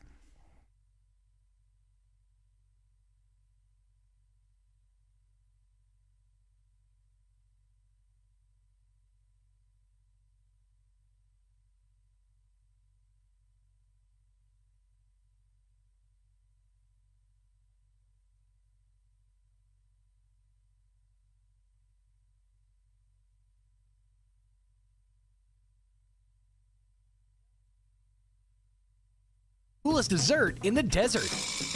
Desert Ice, a 100% fat-free and dairy-free premium fruit ice that's made daily. Whether in the desert on a cone, a cup, or as a mix-it, Desert Ice is the perfect treat to cool you down when things get hot. Available in fruitastic flavors like mango, strawberry, lemon, and orange. Try it alone, in a cone, or take it to the party zone and mix it in with any Calichi's flavor. Turns out the desert can be a pretty cool place. Get to Calichi's on North Main in Roswell. Roswell's newest spot to chill out. All right, welcome back to New Mexico Military Institute. We're in the third place game between Roswell and Clovis. We're here in the bottom half of the 10th inning. Coming up to bat will be Luke Bogle. And on deck, Jacob Palomino. All right, there's going to be a swing that's going to be fouled back.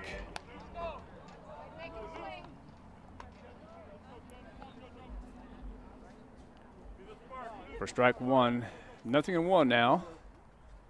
And there's going to be a ground ball to the shortstop, 6-3 for out number 1.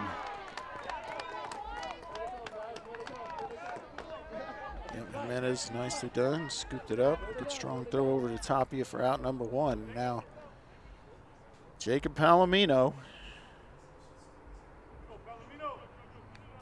who has been, of course, welcome addition since he came in a little late from basketball. With a chance here, he's certainly due. 0 for 3. Walked his first time up, struck out swinging, grounded out, and struck out looking. We have called strike to Palomino, 0-1.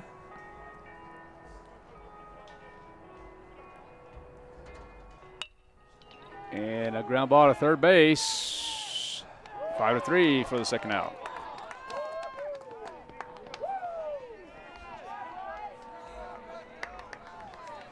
All right, that's going to bring up A.B. Toscano, also 0 for 3, and also I'll say he's also due.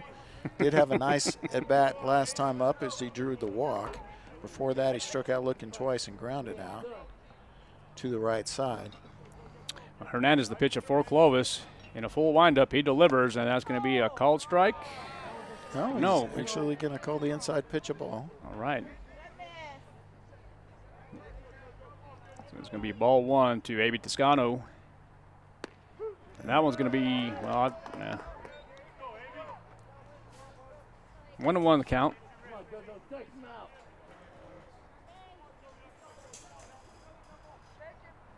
Hernandez delivers, and that's going to be ball outside. 2 balls and a strike with 2 outs. Bottom of the 10th inning. The score is 5-5. The crowd on its feet. And swing and a miss for Toscano.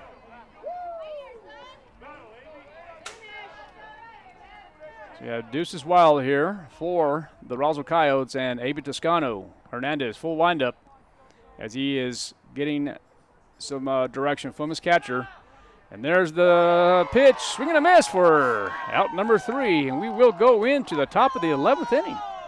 We will. Roswell gets no runs, no hits, no errors on just 9 pitches. Clovis will have Tapia, Lopez, and Rodriguez up when we come back for the 11th on KSVPTV.com.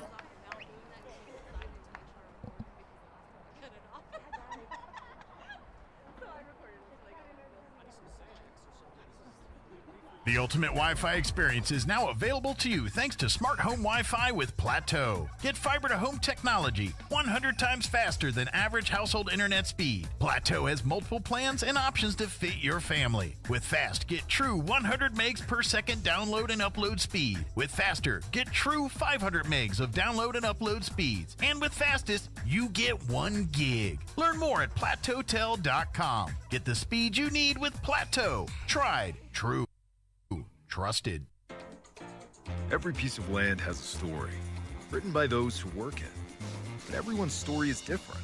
So the question is, how will you tell yours? Behind the wheel of a John Deere compact tractor, mower, or Gator utility vehicle.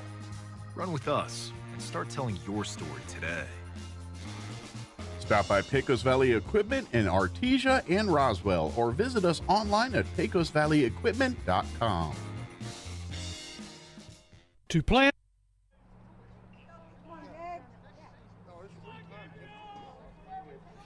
All right, welcome back to the top of the 11th inning. It is Tapia, Lopez, and Rodriguez coming up to bat for Clovis. Jace Griffin, the pitcher for Roswell. There is the pitch, and that one's going to be swing and a miss. So actually going to call it a foul ball. So strike number 2. Yeah, strike 2 either way. So look for a junk ball here. And there's going to be a ground ball to Ozzie Smith. I thought we decided it was Robinson Cano. Yeah, he might be probably a combination of both because he's playing a heck of a second base right now. He really is. Keep hitting it to him. That works for me. So that's going to bring up Lopez. Lopez 3 for 4 today. Actually, we were calling on Ryan Sandberg, weren't we? That name did come up as well. All right, 1 out for the Roswell Coyotes. Jace Griffin, the hitter. And as we talked about, this one is going to go to the right side, and Noah Lynn will get the out. Game started with Noah Lynn catching pop flies. Yeah. Let's get one more, get a run, and have the game end that way too. Absolutely. So here comes Rodriguez 0 for 5. Grounded into a fielder's choice his last time up. Struck out looking twice. Popped out, flew out. Does have a walk on the day. Speaking of walks, that's going to be ball number 1 for Rodriguez. Either getting colder in here or hot in here because I'm not real sure. You know what I mean? Either I'm getting frozen and it feels hot, or Yeah, I don't know what you mean. I'm a little chilly in here. I'll just come right out and say that I'm a little bit chilly. All right. I was being nice, Coach. Oh, that's going to be. Oh, that's a nice grab. It's going to be a catch. Woo! Nice catch by A.B. Toscano. And we're going to go to the bottom of the 11th. Yeah, a catch was made, by A.B. No, was it? Or Jacob? Yeah, I didn't think we made that switch. It was Jacob Palomino making the play in center. It was Palomino, okay. So no runs, no hits, no errors, 7 pitches. Nice inning for Griffin. It'll be top of the order for the Coyotes. This is the time to get it done and end this thing in the bottom of the 11th. KSVPTV.com.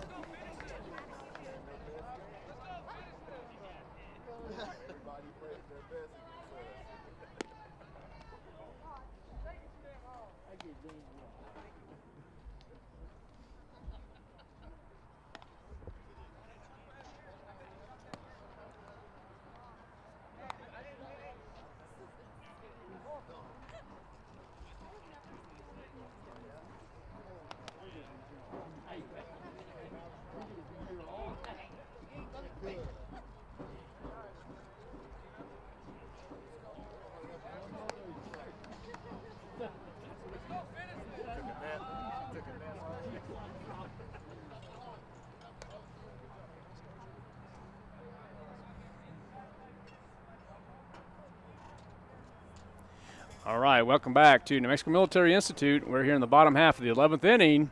5-5 is the score. Clovis versus Roswell. Top of the lineup, Isaac Loya will lead it off for the Coyotes, followed by Jack McDonald and Eli Lynn in the hole. Isaac 2 for 5 this afternoon/evening. He has popped out twice in foul territory over by first. He did have a single and a double earlier. It's going to be a called strike. 1 ball, 1 strike, and no outs. Bottom half of the 11th inning. Make it ball 2.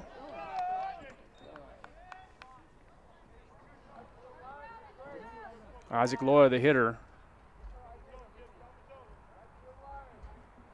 as he awaits the pitch. And make it ball 3. 31 the count. Yeah, and this has got to be, I know it's hitter's count normally. I think this has got to be right where you want it still to take a swing here. I'm saying so, especially when it comes down to the bottom of the 11th inning. He liked it. And he did. Full count. And they'll keep it on that side. McDonald waits on the on-deck circle. Eli Lynn waits with his helmet on, with his bat in the dugout. All right, let's see what happens here if Isaac Loya can get on. Let's see if McDonald can, well, I won't even say nothing yet because. Oh, my goodness. Strike number 3. Call strike. So I won't even go to that scenario. So tough on these hitters. Oh, it's been zero consistency. Zero consistency on what's a strike and what's a ball. Okay, Jack McDonald, the hitter now for the Coyotes. That's going to be ball 1. Strike 1. Called strike 1. Oh, called a strike on that? Yep. Called strike. And that will get down for a single for Jack. Thank you. With the line drive in front of Rivera in right field. So now Eli Lynn 0 for 4 on the day, and this is our guy. This is the guy that's led the team in hitting for 2 seasons. He's 0 for 4 today. All right, so Jack McDonald will have a decent lead. 1 out for the Roswell Coyotes. Eli Lynn facing Hernandez, the lefty. All right, Hernandez is going to try to throw over to Tapia. And he may do it a few times. Jack not taking his normal right-handed pitcher lead, but that's a good thing about turf. Mama don't have to clean clothes, right? Oh, they still find a way to get him dirty. Oh, they do. All right, Hernandez, the pitcher. He's going to try it one more time. Hernandez, that's the third time he tried to pick off McDonald. Yeah, still hadn't been a pitch to Lynn. But this could help Eli out. He's obviously concerned with Jack and not Eli. And that pitch is away. Let's see what he calls it. He called it a ball. Okay, just making sure. All right, Hernandez. Wouldn't be a bit surprised. He does it. He might do it two or three more times to McDonald.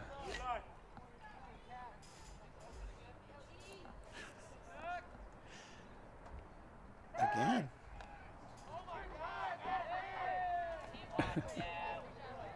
See, this is where the dugout really needs to get on the pitcher. Oh, I agree. There's the pitch and ball. Just making sure. Well, see, it was a ball. It was also called a ball. So okay, 2-0 to Eli. I've seen a lot of balls that were called strikes too. I've seen some the other way too. Like I said, there's just nothing. There's no telling what's going to get called. All right, 3 balls and no strikes, 1 out. And I'm not even going to guess. I would take, but let's see if Lujan will give Lynn the green light, and it's going to be a ball. All right, winning run at second base. Noah Lynn. Yeah, so the winning run with Jack McDonald on second base. Eli Lynn has to be careful. Doesn't mean anything. Has to be careful. Well, yeah, he's got to. I mean, you can basically just stay there. I mean, his run doesn't matter. Yeah, just you're good. Just don't get picked off. I mean, I might just stand on the base. Yeah. Well, there's going to be a courtesy runner now for Lynn, which, again, it doesn't matter. Right. So that's okay. As long as you give the correct instructions, which Coach Lovato is doing right now. I wouldn't lead him off at all. Just right there. You're good. Stay. Well, they're not holding him, so he can maybe try to distract the pitcher a little. Yeah, just be careful. Nolan 2 for 4. Because here's the thing. Well, you got to be careful with 1 out. Okay, you still have a fly ball. You could have a sacrifice fly over the right side or whatever it is. You don't want to get doubled up. You have to be smart over there at R1. Okay, you have to allow McDonald to either tag up to get to third base or make sure it's going through the 5-6 hole. We'll see what happens here with Noah Lynn as he draws ball number 1. 1 ball, no strikes, 1 out to Lynn. And there's the pitch, and that's going to be foul back. So 1 ball, 1 strike now. You know, and here's what I'm going to say now. Now that you say that, and you're 100% right, I'm leaving Eli Lynn. I agree. I'm leaving him in there. I mean, he's senior. He's smart. He knows what to do in this situation. Nothing against Julian. Yeah, no, I agree. But I'm leaving Eli Lynn there. It's not like he's slow. Now he's behind the runner. And now it's going to be swing and a miss. All right, so Noah needs to find a way to advance this runner. The second baseman's holding. So, I mean, just poke it over there to the right side.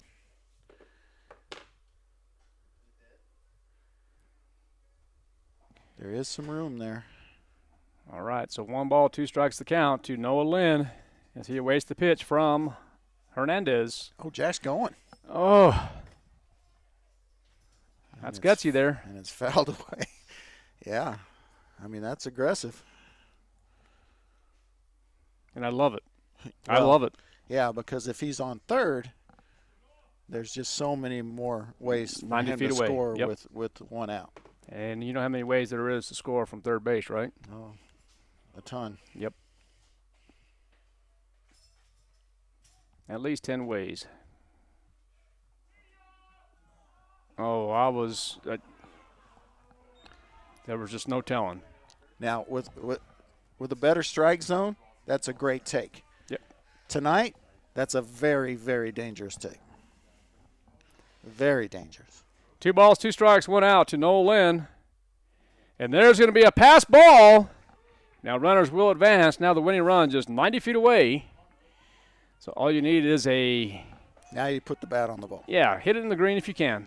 And even if it's a slow roller, let's see if the infield will be up. They are. Well, it should be. 3 balls, 2 strikes. So now this puts a lot of pressure on Jack at third because, you know, they're coming home. You know, there's 1 out, so they're, well, now it doesn't. Intentional. So that doesn't matter now. Yeah. So now coming up to the plate is number 12, Savino Sanchez, and that's, I just don't understand. Savino Sanchez has been hot. Yeah. Savino is part of the reason we're in this bottom half of the 11th inning. He had I think it was a 2-run RBI earlier. Well, I mean, he's 2 for 5. Yeah. Noah's 2 for 4. So, you know, the numbers say, yeah. Yep. Put Noah on first and pitch to Savino. So, yeah. Let's see if the junior second baseman. Oh, and that worked. It worked.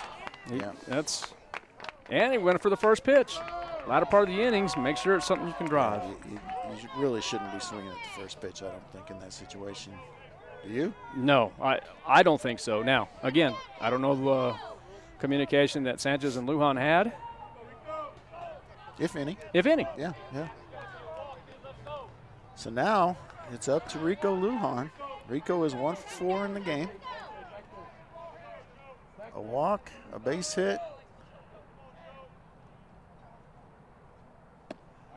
That's going to be a strike. Gonna say he swung, huh? You know, I was just kind of reflecting actually here. I just going back to some past history. Swing and a miss. With 1 out with bases loaded. I remember Goddard. I remember it was Chase Kaiser at third base. They had a straight steal on. They just fake bunted and he stole home. And the Goddard Rockets won back in the day. It was can't do it now. No. 2 strikes, but that would be gutsy. Oh.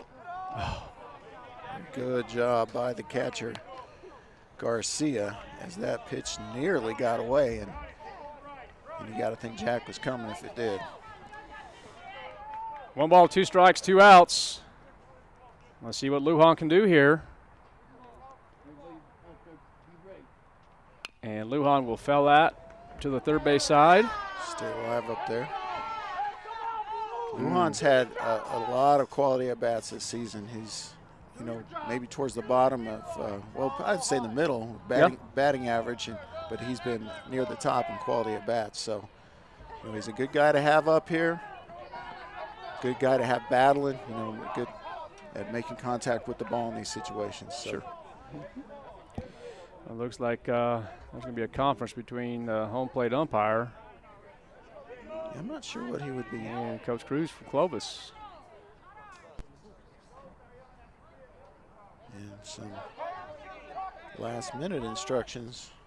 Well, nonetheless, this is smart on his case here. I mean, I'm not real sure what's going on, but at least there's you put a polish to the game a little bit. You're going to talk about it. You're going to take some pressure off your pitcher. But evidently there's something going on here as the home plate umpire will talk to the field umpire, Mr. Grant. And there's just no telling what's going to happen in this case. Yeah, I'm just not sure what you would be asking, what you're trying to get out of this.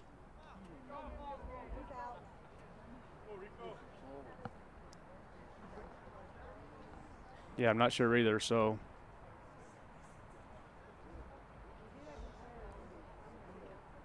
Uh-oh. All right, so the umpires are coming over to talk to Coach Lujan. Worst case scenario is they call somebody out for some reason. I just can't imagine a scenario where they do. Can you? I don't either. I just don't know what's being said down there. I mean, it's not like you can leave the base early. I mean, it's baseball. I mean, yeah. Well, I can't imagine what has happened here during this at bat that is prompting this. So Hernandez will stay loose, play a little catch. I don't think it. Well, I just don't know. I think Coach Lujan would be a little more animated if they were trying to call somebody out here for some reason. Unless they're talking about did Lujan step out of the box at the time of the swing? I mean, I don't know. I'm just throwing things out there. I don't know. Well, I mean, I can't believe that they would let a coach come over and basically make a call for an umpire and them agree. I don't think there's anything wrong with the book. No, I'm good with what I have. Everything's on. No, I don't think there's. Did you say something with the book or something? No. I don't think there's anything with the book. Lujan is looking at something. Now, one of the things that could be talked about. Now let's go through a different scenario here. It maybe could be substitution. Now, has Rico Lujan been out of the ball game? No. Okay. Has Jack McDonald been out of the ball game? No. Okay. Has Amador been in the ball game? He has as a courtesy runner. Okay. Well, now, has Lynn been in the ball game? Wait a minute. Did Amador also come in as a pinch runner? That's what I'm questioning. So did he come in as a pinch runner or as a courtesy runner? And if he came in as a pinch runner, then you kill that position if he's re-entered once. Now, I don't know. I'm just saying. Well, that's the only thing I can come up with here in this scenario. Let's see. I'm looking back through the plays here and see when Amador was previously in the game as a base runner. So I think Amador has actually been in as a runner twice, as a courtesy runner, and I think maybe as a, don't quote me, but as a pinch runner. But let's see what Lujan's doing here.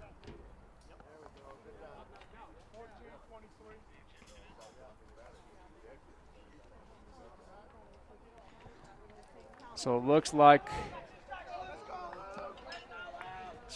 there might be an ejection. Yeah, they've ejected Rico Lujan. Yeah, so now the hitter, whoever that might be, will come in with that same count, 1 ball and 2 strikes, whoever that hitter is going to be. And it looks like it's going to be Luke Lynn. Okay. So at that point, there's going to be a sub-out pinch hitter. Okay, here's what I'm going to say. Okay. And if I get in trouble, I get in trouble. When you have a god-awful strike zone that you've had for 11 innings, right? He better have said the worst thing he's ever said to an umpire to get ejected right there. I'm sorry, that's crazy. In any situation, that's garbage. So that's going to be ball 2. So 2 balls, 2 strikes, 2 outs to Luke Lynn now. And here, there are just so many. Okay, come on, Luke. Here you go, bud. So that's going to be 3 balls and 2 strikes. Now the runners will be in motion here with 2 outs. Could we see the same thing? Don't say it. Don't say it. Just don't say it. Okay. Okay. We're not jinxing. We're not. We're just saying 3 balls, 2 strikes, 2 outs. So the runners will be going. The runners will be going as soon as the pitcher commits. And there's the balk. And here it is. Did we just have a balk off? It's a balk off, and the Coyotes win on a walk-off balk. Wow. I mean, let me rephrase that. There was a balk on the play, and now hold on a minute. Jack jumped off the third base pretty quickly, I thought. Well, now he touches first base, so let's see what Hooter's saying here now. I'm not putting it in yet. Yeah, don't put anything in yet. Is that an RBI? It has to be. It has to be an RBI because if the hitter advances to first base, you have to. It is an RBI. It is, well, let me rethink this now. Boy, this really seems like a textbook example of a umpire trying to be too involved in a game. That is the ball game. So the Roswell Coyotes are going to win on a walk-off balk by Hernandez. Okay, so the Roswell Coyotes win 6-5. And now I'm going to have to go back, and now I'm questioning myself. Now, is that going to actually be considered an RBI? The answer, in my opinion, now I think about it, is no. Yeah, I don't think it is either. A walk is an RBI. A walk is an RBI, but a balk, that's entirely different. Yeah. Well, is it? I don't know. Okay, let's do this. let's take a break. Coyotes do win 6-5 on a balk. It is almost a mirror of the championship game, but we'll be back in 60 seconds. You're listening and watching KSVPTV.com and Coyote Baseball.